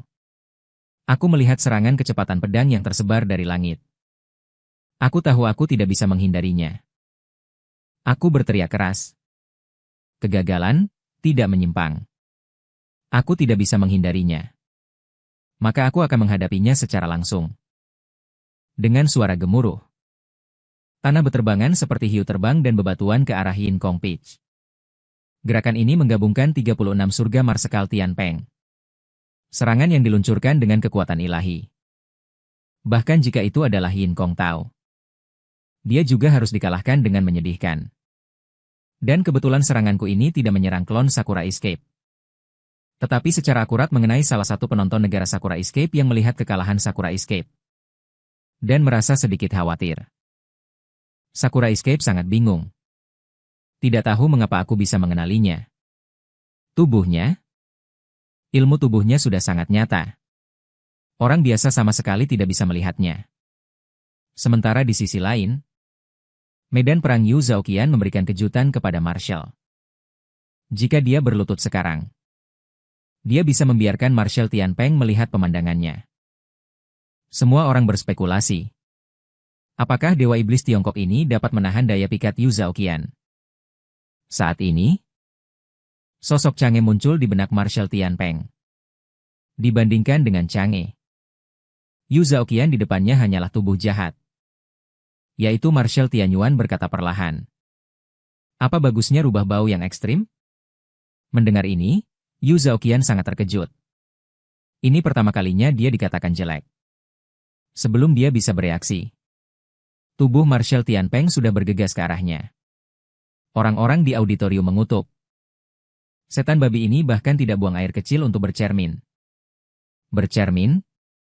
Mereka sendiri tidak tahu betapa sulitnya untuk dijelaskan. Beraninya kamu mengatakan bahwa rubah ekor 9 mereka sangat jelek. Marshall menjatuhkan garunya. Yu Zhaoqian tidak punya waktu untuk melawan. Hanya bisa menggunakan gerakan salto ke belakang untuk segera melarikan diri dari sini. Namun dia dengan cepat membuat panggilan untuk serangan balik. Tangannya mulai, dan perlahan membentuk bola cahaya ungu di ujung jari-jarinya. Yang menyelimuti kedua tangannya. Akan membuatmu membayar harga untuk kata-kata dan perbuatanmu tadi. Dia perlahan mengucapkan mantra di mulutnya. Yang merupakan jurus terhebatnya. Efek umumnya agak mirip dengan Eva Tianxiang di dalam mitos kita. yaitu membuat tubuhnya mengembang dengan cepat. Dan tubuh Marshal Tianpeng hampir saja tidak bisa berdiri teguh dalam tendangannya ini. Rubah berekor 9 itu menatap dengan marah. Ini adalah kemarahan iblis langitku. Terimalah amarahku. Tubuh besar rubah berekor 9 ini sangat mengejutkan. Tendangannya mungkin bisa menginjak-injak Marshal Tianpeng sampai mati. Namun aku tidak akan membiarkan kakak babiku mati sia-sia. Jika tidak ada pembalikan, maka aku tidak akan ragu untuk membunuh wanita di depanku ini dan memenangkan pertempuran ini. Baru rubah ekor 9 menggunakan tongkat cahaya matahari sawah, juga dikenal sebagai cermin nyata, adalah salah satu dari 3 artefak suci negara Sakura. Di bawah berkah artefak suci, kekuatan iblisnya melonjak hampir 10 kali lipat. Sementara Marsekal Tianpeng di pihakku juga tidak mau kalah. Berteriak keras transformasi Dharma langit dan bumi. Yang menyusul adalah kekuatan ilahi 36 tian menyelimutinya. Segera, tubuh Marsekal Tianpeng menjadi sebesar rubah ekor 9.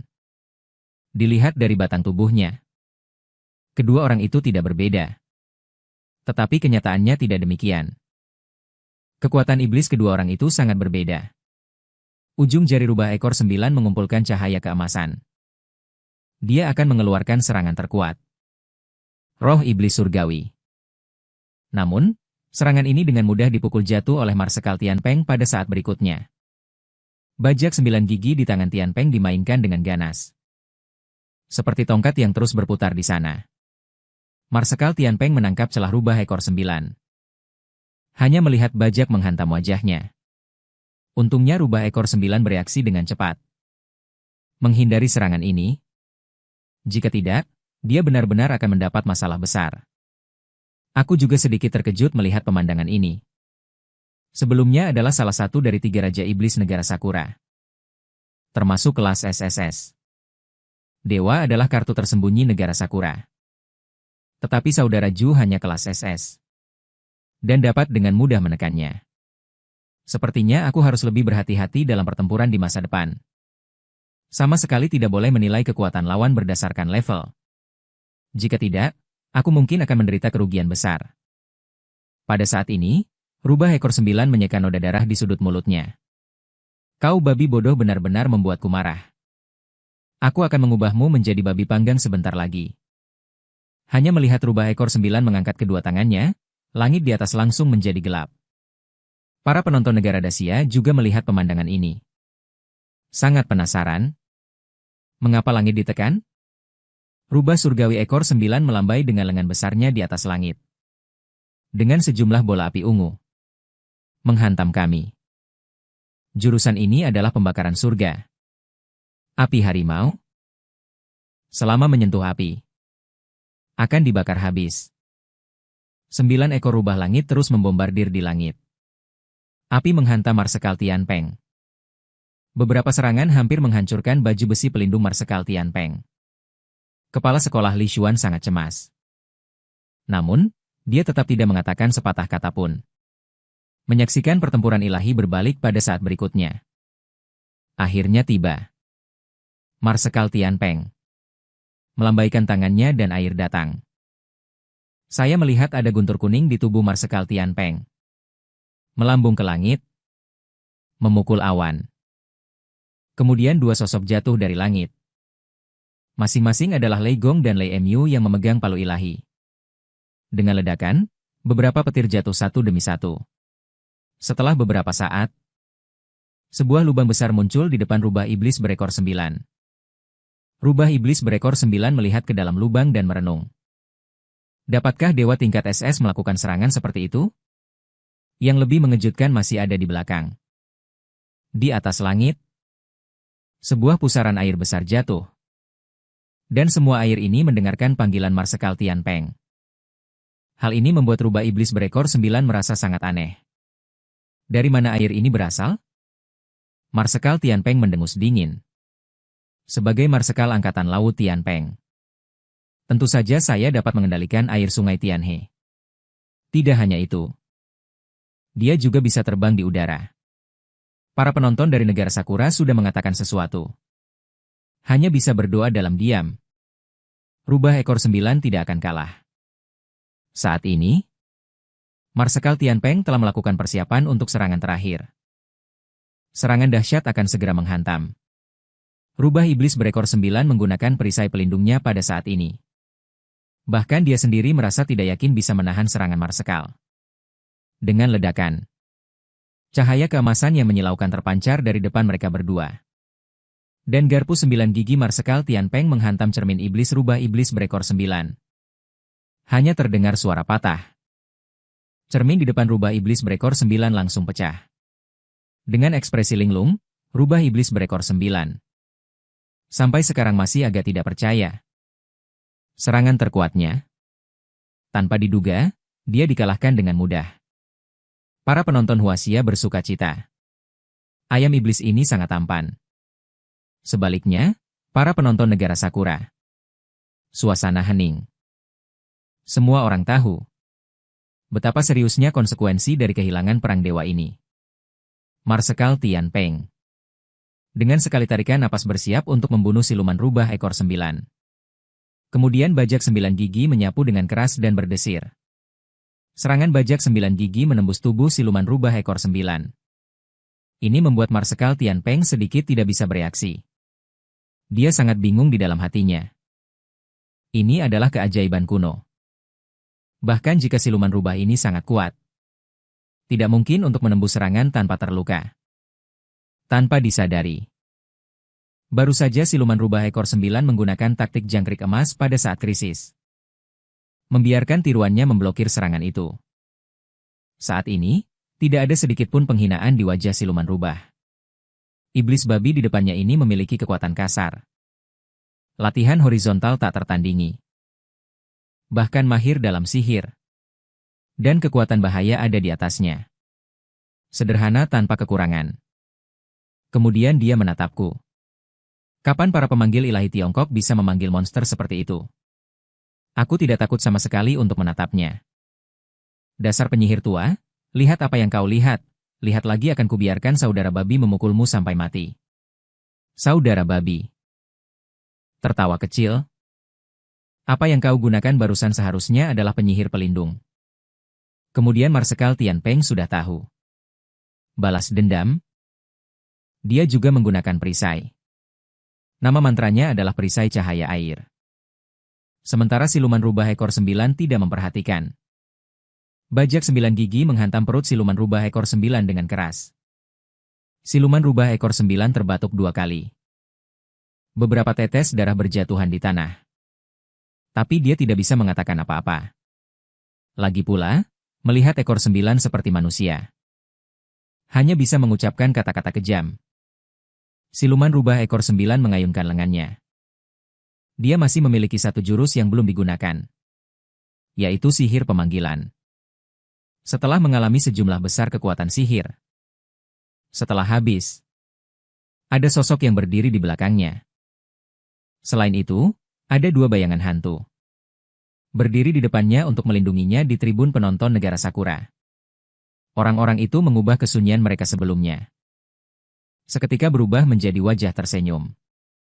Tanpa diduga, Tuan Ekor 9 memanggil Dewa Shuten JJI, Eyamatar, dan Dewa Tianjiao. Kali ini Tiongkok pasti tamat. Hanya mengukir bayangan dewa itu benar-benar mengeluarkan suara. Sehingga seluruh dunia Yuanshen bersiap untuk mati. Bayangan dewa itu melambaikan satu tangan dan langsung memiliki 4 pedang terbang jimat agung. Sekarang di depannya, bayangan dewa lainnya juga memiliki serangan yang sama. Di atas langit ini ada serangan yang tak terhitung jumlahnya. Jatuh ke bawah. Namun Marsekal Tianpeng sama sekali tidak panik. Karena dia juga memiliki kartu truf yang belum digunakan. Itulah transformasi Tiangang 36 terkuatnya. Marsekal Tianpeng berubah menjadi seekor elang. Dengan lincah menghindari serangan yang jatuh. Kemudian setelah keluar dari jangkauan serangan, dia berubah kembali menjadi wujud manusia. Dia mengutuk dalam hati. Benar-benar baby tidak bisa mengalahkan. Lalu panggil untuk bertarung. Tetapi Marsekal Tianpeng tidak akan takut pada beberapa roh sejati ini. Mendengar kata-kata Marsekal Tianpeng, rubah ekor 9 hampir tertawa marah. Kamu benar-benar bebek mati yang keras kepala. Masih yang paling beracun. Mengatakan kata-kata yang paling kejam. Bukankah kamu sudah melarikan diri sejak tadi? Mata Marsekal Tianpeng menatap langsung ke rubah ekor 9. Siapa bilang aku Lauju sedang melarikan diri? Berteriak keras. Fa Tianxiangdi. Tubuh Marsekal Tianpeng sekali lagi membesar. Senjatanya, garpu 9 gigi, juga ikut membesar bersamanya. Dan selanjutnya dia bersiap untuk menggunakan air sungai langit. Untuk mengalahkan pihak lawan dalam satu gerakan. Air Tianpeng menghantam tubuh mereka. Langsung membuat mereka menghilang. Ketahuilah, adalah air lemah dari surga. Setiap kekuatan spiritual dan rambut di depannya akan menghilang. Tak terlihat dengan suara mendesing beberapa kali. Bayangan dewa lain tidak berani menyentuh air lemah. Hanya bisa terus menghindar dari bayangan iblis. Ini membuatnya menggertakkan giginya karena marah. Kenapa aku merasa cara iblis babi ini tidak ada habisnya untuk digunakan? Tidak ada habisnya untuk diambil. Kemudian, dia benar-benar mengamuk. Bersiap untuk membiarkan Marsekal Tianpeng merasakan jurus pembunuhnya yang terkuat. Marsekal Tianpeng mendongak. Tiba-tiba ada beberapa serangan api ungu yang datang. Suara gemuruh terus-menerus beberapa serangan. Menembus pertahanan dan menghantam tanah. Pada saat ini, Marsekal Tianpeng jelas sangat kesulitan menghadapi serangan ini. Translate_text. Akhirnya sekali lagi. Marsekal Ma Tianpeng akhirnya tidak dapat menahannya. Dan api ungu menghantam tubuhnya dengan keras. Negara Sakura bersorak dengan gila. Ini benar-benar keajaiban. Ilmu dewa tertinggi Amaterasu bukanlah sesuatu yang bisa ditahan oleh iblis babi biasa. Bahkan jika itu adalah seutas roh sejati. Itu juga dapat melepaskan kekuatan yang menakutkan. Sosok Marsekal Tianpeng terus berguling-guling di atas ring. Saat ini, aku bisa merasakan kekuatan ilahi di tubuhnya. Berangsur-angsur menghilang. Ekspresi negara Tiongkok sangat muram. Mereka tidak percaya Marsekal Tianpeng akan jatuh begitu saja. Roh sejati Amaterasu. Memandang seperti anjing mati. Melihat Marsekal Tianpeng. Kau hanyalah seekor binatang buas. Marsekal Tianpeng yang terbaring di tanah menggumamkan sesuatu di mulutnya. Sampai gembira. Dia tidak mungkin dikalahkan dengan mudah. Ketika dia melihat Marsekal Tianpeng berdiri, Amaterasu sangat terkejut lagi. Dia tidak menyangka babi ini masih memiliki kekuatan. Tiba-tiba sebuah tangan besar meraih dengan keras dari bawah. Lalu dengan erat mencekik leher bayangan dewa itu. Bayangan dewa Amaterasu terkejut. Kekuatan dewanya tampaknya terkuras dalam sekejap. Benar-benar kehilangan kemampuan untuk melepaskan cahaya ilahi. Zhu Ganglie terkekeh. Aku, si babi tua, hanyalah seekor babi. Tetapi ada satu hal, yaitu dia tidak pernah membiarkan dirinya disembelih. Dengan suara gedebuk. Zhu Ganglie. Lengan kanannya menekan dengan keras. Menekan bayangan ilusi Amaterasu ke tanah. Zhu Ganglie. Sosok yang mendominasi itu membuat orang-orang di tribun bersorak. Tidak menyangka dewa iblis ini cerdas dan berani. Dia pertama-tama menunjukkan kelemahan. Kemudian membunuh lawannya dengan cara yang kejam. Dan aku diam-diam melihat pemandangan di tribun. Beberapa pukulan tadi benar-benar mengeluarkan semangat Tiongkok. Akhirnya, bayangan Amaterasu tidak tahan dengan serangan Zhu Ganglie dan perlahan menghilang. Setelah membunuh bayangan Amaterasu, Zhu Ganglie berjalan menuju Yuzo Emai. Tadi, dia, Lauju, dipukuli dengan sangat menyedihkan oleh wanita ini. Sekarang saatnya untuk membalas dendam. Cangkul 9 gigi mengayun dengan keras dan membunuh Yu Zhao Qian secara langsung. Setelah pertempuran selesai, Zhu Ganglie memulihkan tubuh Marshal Tianpeng. Dan aku tidak bisa berjalan saat ini. Dulu Marshal Gonging kembali dengan kemenangan. Tapi saat berikutnya, Marshal Tianpeng menghentikanmu dan menyuruhmu untuk tidak mendekatiku. Ini membuatku merasakan perasaan panik yang tak bisa dijelaskan.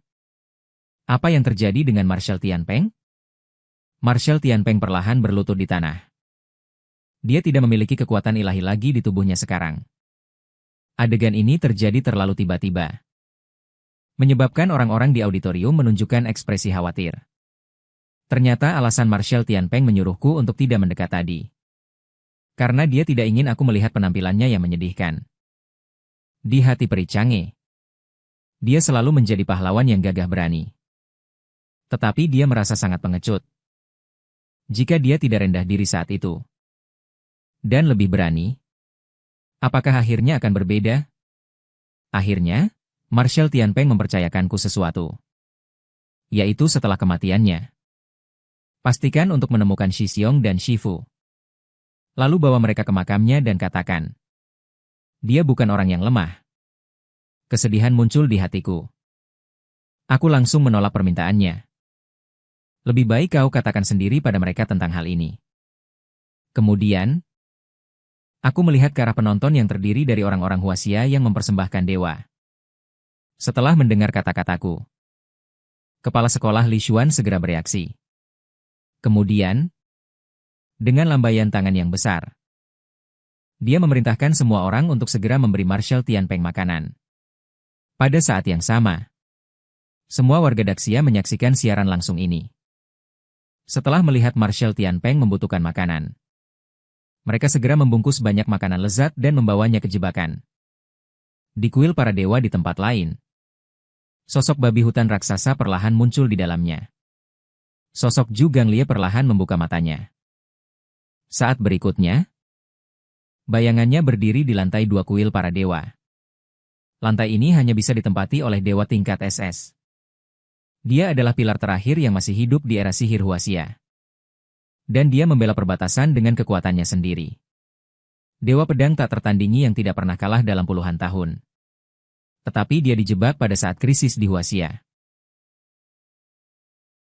Memaksakan pembukaan pertarungan arena dewa. Dokter Gigi Benjianzi yang telah ditaklukkan selama 10 tahun perlahan mundur. Menyamar sebagai negara Huaxia kalian. Ditakdirkan untuk hanya menjadi negara bawahan negara Sakura kami. Saat ini, pertarungan arena dewa. Huaxia meraih 2 kemenangan beruntun. Menyamakan skor. Dan selanjutnya adalah babak penentuan yang menegangkan dan mendebarkan. Bahkan wasit pertarungan arena pun tidak menyangka. Tekad Huaxia begitu kuat. Dan aku sekarang sudah menangis hingga tidak bisa berkata-kata. Takut Marsekal Tianpeng menghilang dari dunia ini. Bukan hanya aku. Semua orang di negara Huaxia berdoa untuk Marsekal Tianpeng. Marsekal Tianpeng terbatuk 2 kali. Perlahan membuka matanya. Pria tidak mudah meneteskan air mata. Jangan di depanku. Menjadi seorang cengeng. Melihat luka Marsekal Tianpeng sudah sedikit pulih. Aku juga lega. Pihak Korea sangat terkejut. Mengapa Dewa Negara Huaxia memiliki kekuatan untuk dengan mudah mengalahkan lawan? Kemudian, aku memberi hormat kepada Marshal Tianpeng, warga Daxia, Lu Changsheng. Selamat jalan Marshal Tianpeng, dan semua warga Daxia bersamaku memberikan penghormatan terakhir kepada Marshal Tianpeng. Tubuh Marshal Tianpeng perlahan naik ke udara. Sesaat kemudian, sosoknya perlahan menghilang. Kembali ke gerbang penciptaan. Kepala sekolah Li Xuan sekali lagi mengeluarkan perintah. Semua percetakan di wilayah Daxia harus mencatat riwayat hidup Marshal Tianpeng Zhu Ganglie. Di atas itu, mereka ingin kisah Marshal Tianpeng dikenal di seluruh dunia. Sekarang, sejarah dewa-dewa yang diisi oleh Tiongkok semakin banyak. Dia tidak akan pernah membiarkan dewa-dewa Tiongkok dilupakan lagi. Di belakang, orang itu segera menyampaikan pesan kepala sekolah. Sementara di sisi lain, Tuan Kota, setelah melihat Marshal Tianpeng terluka parah, juga sangat marah hingga menghentak-hentakkan kaki. Segera dia berkaca-kaca. Dan keturunan yang tidak berbakti ini bahkan melupakan para dewa. Mendengar kata-kata Tuan Kota, Li Xuan juga menghela nafas ringan. Untungnya mereka memiliki Lu Changsheng. Jika tidak, Tiongkok akan berada dalam bahaya. Dan sekarang aku adalah harapan terbesar Tiongkok. Selama aku ada, maka di masa depan dewa-dewa Tiongkok pasti akan semakin banyak. Saat ini, di medan perang arena mitologi, dewa yang dipanggil oleh benjanya telah terbunuh. Dan dia sendiri juga ditebas oleh dewa pedang Tiongkok. Hingga saat ini dia masih sulit percaya. Mengapa perbedaan antara dia dan dewa pedang begitu besar? Dengan pikiran terakhir ini, dia jatuh ke tanah dengan bunyi gedebuk. Dan dalam pertempuran ini, dewa pedang mengalahkan lawannya dengan keunggulan mutlak. Setelah pertempuran berakhir, ada energi biru yang membungkus dewa pedang. Dia berharap bisa tepat waktu untuk berpartisipasi dalam pertempuran terakhir Tiongkok. Wasit yang berdiri di arena dewa, tanpa menyembunyikan memuji ketangguhan Tiongkok. Dia juga tidak menyangka negara Tiongkok benar-benar mampu menyamakan kedudukan dengan negara Sakura. Sekarang akhirnya tiba di babak penentuan. Dan dalam pertempuran terakhir ini akan menentukan hak atas separuh tanah dan populasi antara kedua negara. Dan pecundang dalam pertempuran ini. Tidak ada yang mampu menanggung harga ini, Tuan Kota. Aku sedikit bingung mengapa dia menghentikanku.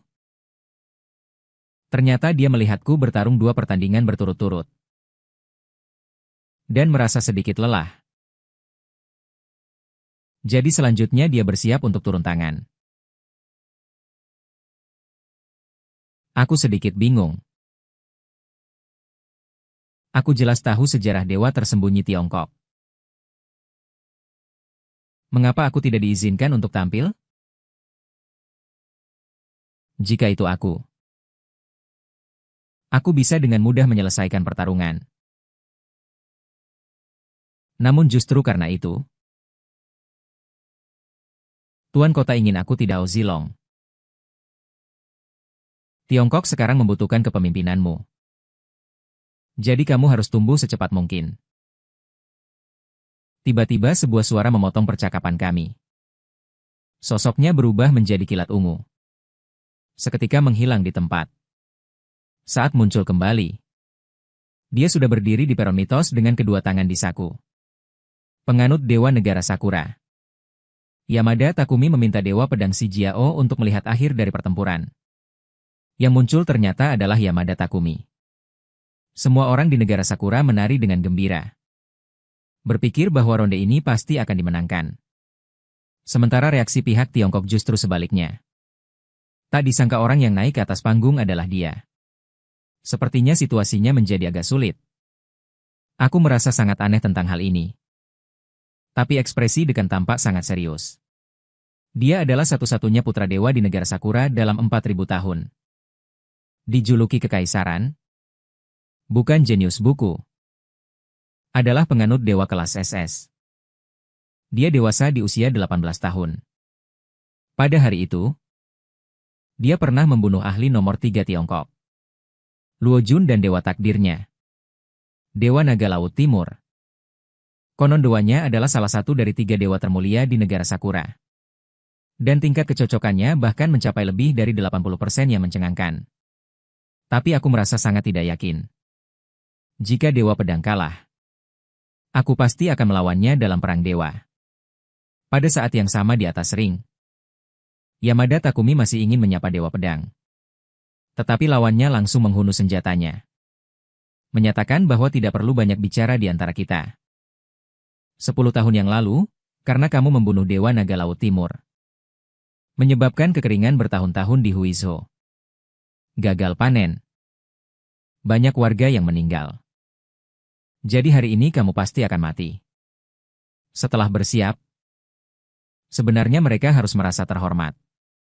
Dewa Naga Laut Timur dapat menjadi senjata penganut Dewa Surgawi yang agung. Urat dan tulangnya akan mekar kembali kemuliaan naga di tangan saudara perempuanku. Adapun penduduk itu, ketika mereka menyerah pada hari Sakura, mereka pasti akan merasakan kemuliaan tertinggi. Semua orang Tiongkok yang mendengar perkataan ini merasa sangat marah. Berpikir bahwa dia sangat arogan. Demi keinginan egois, Dia bisa membiarkan negara lain jatuh ke dalam kelaparan. Tidak heran mereka adalah bangsa yang hina dan tak tahu malu. Aku juga sangat setuju dengan ini. Arogansi dan penghinaan di dalam hatinya sudah terpancar. Guru berkata benar. Negara lemah tidak memiliki diplomasi. Jadi kita harus mengalahkan mereka. Sampai mereka menarik kembali Kingxi. Sampai mereka benar-benar menyerah. Seiring dengan penempatan kedua pemain, wasit mulai mengumumkan dimulainya pertandingan. Kerajaan Inggris Raya di samping melihat perintah kelaparan ini setelah kekalahan Huaxia. Mengumumkan perang terhadap mereka sebelumnya. Kita akan menggerogoti daging dan darah negara yang kalah. Biarkan bendera kerajaan Inggris Raya tersebar di seluruh dunia. Dan negara tongkat juga memiliki pemikiran yang sama. Setelah pertandingan berakhir, siap untuk membantai kita dengan kejam. Pada saat yang sama di atas ring, Yamada Takumi melambaikan tangannya dan memanggil Susanoo. Tetapi pendekar pedang sama sekali tidak panik. Di belakangnya muncul sosok Li Bai. Tetapi Li Bai sepertinya tidak memandang lawannya. Hanya bergumam pada dirinya sendiri. Sambil mengenang teman-teman baiknya di masa lalu. Melihat adegan ini, Yamada Takumi tidak bisa menahan diri untuk menyerang lebih dulu. Berniat memberi pihak Huaxia kejutan. Seiring dengan jatuhnya serangan ini, salah satu lengan pendekar pedang terluka parah. Dan Susanoo juga berinisiatif menyerang Li Bai. Tetapi mereka bergumul bersama. Meskipun kehilangan satu lengan, pendekar pedang tetap berdiri kembali. Kemudian di depannya muncul pedang emas panjang. Ini adalah Dao Fruit yang telah dikondensasinya. Menurut deskripsi kepala sekolah, setiap pendekar pedang yang berkultivasi hingga tingkat tertentu akan memiliki asal yang serupa. Dao Fruit, elang dewa, pil emas adalah asal-usul pendekar pedang Huaxia. Ketika pendekar pedang menggunakan ini untuk bertarung, pada dasarnya ini adalah hidup atau mati. Ini membuat saya sangat menyadari bahwa pendekar pedang bersiap untuk mempertaruhkan nyawanya. Dan Yamada Takumi juga merasa sangat terkejut dengan ini. Tidak menyangka lawannya begitu mudah mengeluarkan asalnya sendiri. Bahkan jika pada akhirnya kamu benar-benar menang, kamu juga tidak akan berumur panjang. Suku Saiwai kekurangan selama beberapa dekade. Tak terhitung jumlahnya tulang belulang menempa pedang Dao Fruit baru. Dulu menghancurkannya memang agak enggan. Jika begitu, lalu beraninya kamu dengan mudah mengirimkan asalmu? Buah tauku adalah pedang terhunus, dengan keras menjaga ribuan rumah tangga. Bagaimana mungkin kalian orang-orang yang terlahir dengan sendok emas di mulut bisa tahu? Dengan satu kalimat, pedang datang, tak terhitung jumlahnya dari luar arena. Mengumpulkan pedang terbang. Seluruh tubuh mereka memancarkan cahaya keemasan. Serempak menunjuk ke Yamada Takumi. Pada saat yang sama di sisi lain, Suzuo Zinan juga sangat terkejut dengan Li Bai. Ini adalah pertama kalinya dia melihat seseorang yang mencapai dewa berani begitu lancang di hadapannya. Namun, Li Bai masih dengan sikapnya yang tadi. Bagaimana mungkin aku menundukkan alis dan membungkuk kepada orang kaya dan berkuasa? Membuatku tidak bahagia. Melihat ini, dia tanpa sadar melirik ke belakang. Menyadari bahwa situasi di pihak Yamada Takumi tidak optimis. Jika pedang abadi ini mengenai tubuhnya, maka dia yakin dia pasti akan mati. Maka, dia mulai menghindar dengan panik. Berusaha sebisa mungkin untuk menghindari serangan. Suzuo Zinan melihat ini dan tidak bisa menahan diri untuk tidak menghela nafas. Sepertinya giliranku untuk bergerak. Setelah berbicara, dia melambaikan tangannya yang besar. Mulai memadatkan jurus pamungkas, domain kekuatan surgawi. Namun, Li Bai hanya menggunakan satu pedang. Untuk menghancurkan domainnya menjadi berkeping-keping. Ini berhasil membangkitkan minat Suzuo Zinan. Maka dia mengeluarkan pedang Kusanagi. Kemudian, dia perlahan menunjuk ke Li Bai. Dengan kalimat, hukum langit telah tiba. Tak terhitung jumlahnya petir menghantamnya. Karena kecepatan kilat terlalu cepat, Li Bai sama sekali tidak bisa bereaksi. Hanya bisa menerima serangan ini dengan paksa. Melihat adegan ini, tiongkok. Semua orang tidak bisa menahan diri untuk tidak membuka mulut lebar-lebar. Berdebar-debar untuk Li Bai. Berharap dia bisa melewati kesengsaraan petir ini. Sementara para petinggi negara lain secara tidak sadar berpikir bahwa kemenangan atau kekalahan telah diputuskan. Dan bisa mulai membahas pembagian tanah Tiongkok. Di antaranya, orang-orang dari negara India yang pertama berbicara. Sebagai pihak pemenang, negara Sakura dapat membagi setengah dari tanah dan populasi Tiongkok. Mengenai tuntutan dari negara Indiaku, adalah setelah Tiongkok kalah perang, dapat memperoleh sepertiga tanah dan populasi Tiongkok. Namun, para petinggi negara Korea merasa tidak terima. Mengapa negara India kalian dapat memperoleh sebagian besar sisa tanah? Sementara kami hanya bisa mendapatkan separuh dari kalian. Mendengar perkataan ini, orang India itu langsung menampar. Memotong perkataannya. Masih berani kamu bicara? Bukankah setelah perang ini berakhir, kamu ingin cahaya dewa dunia memenuhi Seoul? Pria itu mendengar ini dan segera mengubah perkataannya. Mengatakan bahwa dia tidak bermaksud apa-apa. Pada saat yang sama pedang lainnya. Dewa pedang sedang menekan Yamada Takumi. Karena dia telah mencapai kondisi pikiran dewa. Sehingga seluruh energi dan semangatnya berada dalam kondisi puncak. Kondisi ini dapat meledak dengan kekuatan yang jauh melebihi pembawa gulungan dewa. Jika pikiran dewanya tidak memiliki celah, Yamada Takumi sama sekali tidak memiliki kesempatan untuk melawan. Memikirkan hal ini, dia berinisiatif untuk berbicara. Sekarang kamu meledakkan sumber daya. Tidak bisa bertahan terlalu lama. Menunggu sampai habis terbakar. Hanyalah domba sembelihan. Aku bisa memberimu kesempatan terakhir untuk bergabung dengan Sakura. Kamu akan memiliki kekuatan dan kekayaan yang setara denganku. Sakura kami akan memperlakukanmu dengan kekuatan negara. Berusaha sekuat tenaga untuk memperbaiki sumber dayamu. Namun, Dewa Pedang sangat menghina. Tanpa berkata apa-apa. Hanya dengan satu panah. Dia menerbangkan Yamada Takumi. Namun, dia masih tidak menyerah. Malah menyuruh Dewa Pedang untuk melihat ke samping, kemenangan akan segera ditentukan. Saat ini, Li Bai terlihat kesakitan. Terus-menerus bergumam dalam hati. Harus tidak tertidur. Hal ini membuat para petinggi negara Sakura sangat terkejut. Tidak menyangka dewa ini begitu gigih. Mampu bertahan begitu lama di bawah siksaan dewa perang terkuat di dataran tinggi. Namun, meski begitu, dia tetap tidak bisa lolos dari takdir kematian. Lebih baik meletakkan senjata. Memimpin negara. Dewa tidak serakah. Mengapa tidak bisa mentolerir sedikitpun ketidakhormatan terhadap dewa? Mengapa harus menggenggam nasib jutaan makhluk hidup di tangan? Cahaya apa yang dimiliki dewa? Melihat situasi menjadi semakin tidak menguntungkan. Setelah itu aku tahu. Tidak bisa menunggu lebih lama lagi. Segera aku mulai berteriak dengan keras. Hidup ini penuh dengan kesenangan. Jangan biarkan cawan emas kosong menghadap bulan. Pria di sampingnya meskipun tidak mengerti artinya. Tapi dia tetap ikut berteriak dengan keras. Mengulangi. Kata-kataku barusan, setelah didengar oleh Li Bai, membuatnya merasa. Kedua puisi ini benar-benar menyentuh hatiku. Seolah-olah menyatu denganku. Kemudian, ada lapisan perisai emas yang menangkis petir ungu. Membuat Li Bai kembali ke kondisi terbaiknya. Hal ini membuat orang-orang dari negara Sakura sangat terkejut. Tidak menyangka dia bisa lolos dari belenggu dewa bela diri Takama. Sebelum ini, hukuman Okuzono Masaru belum pernah ada yang lolos. Hal ini membuatnya sangat tertarik.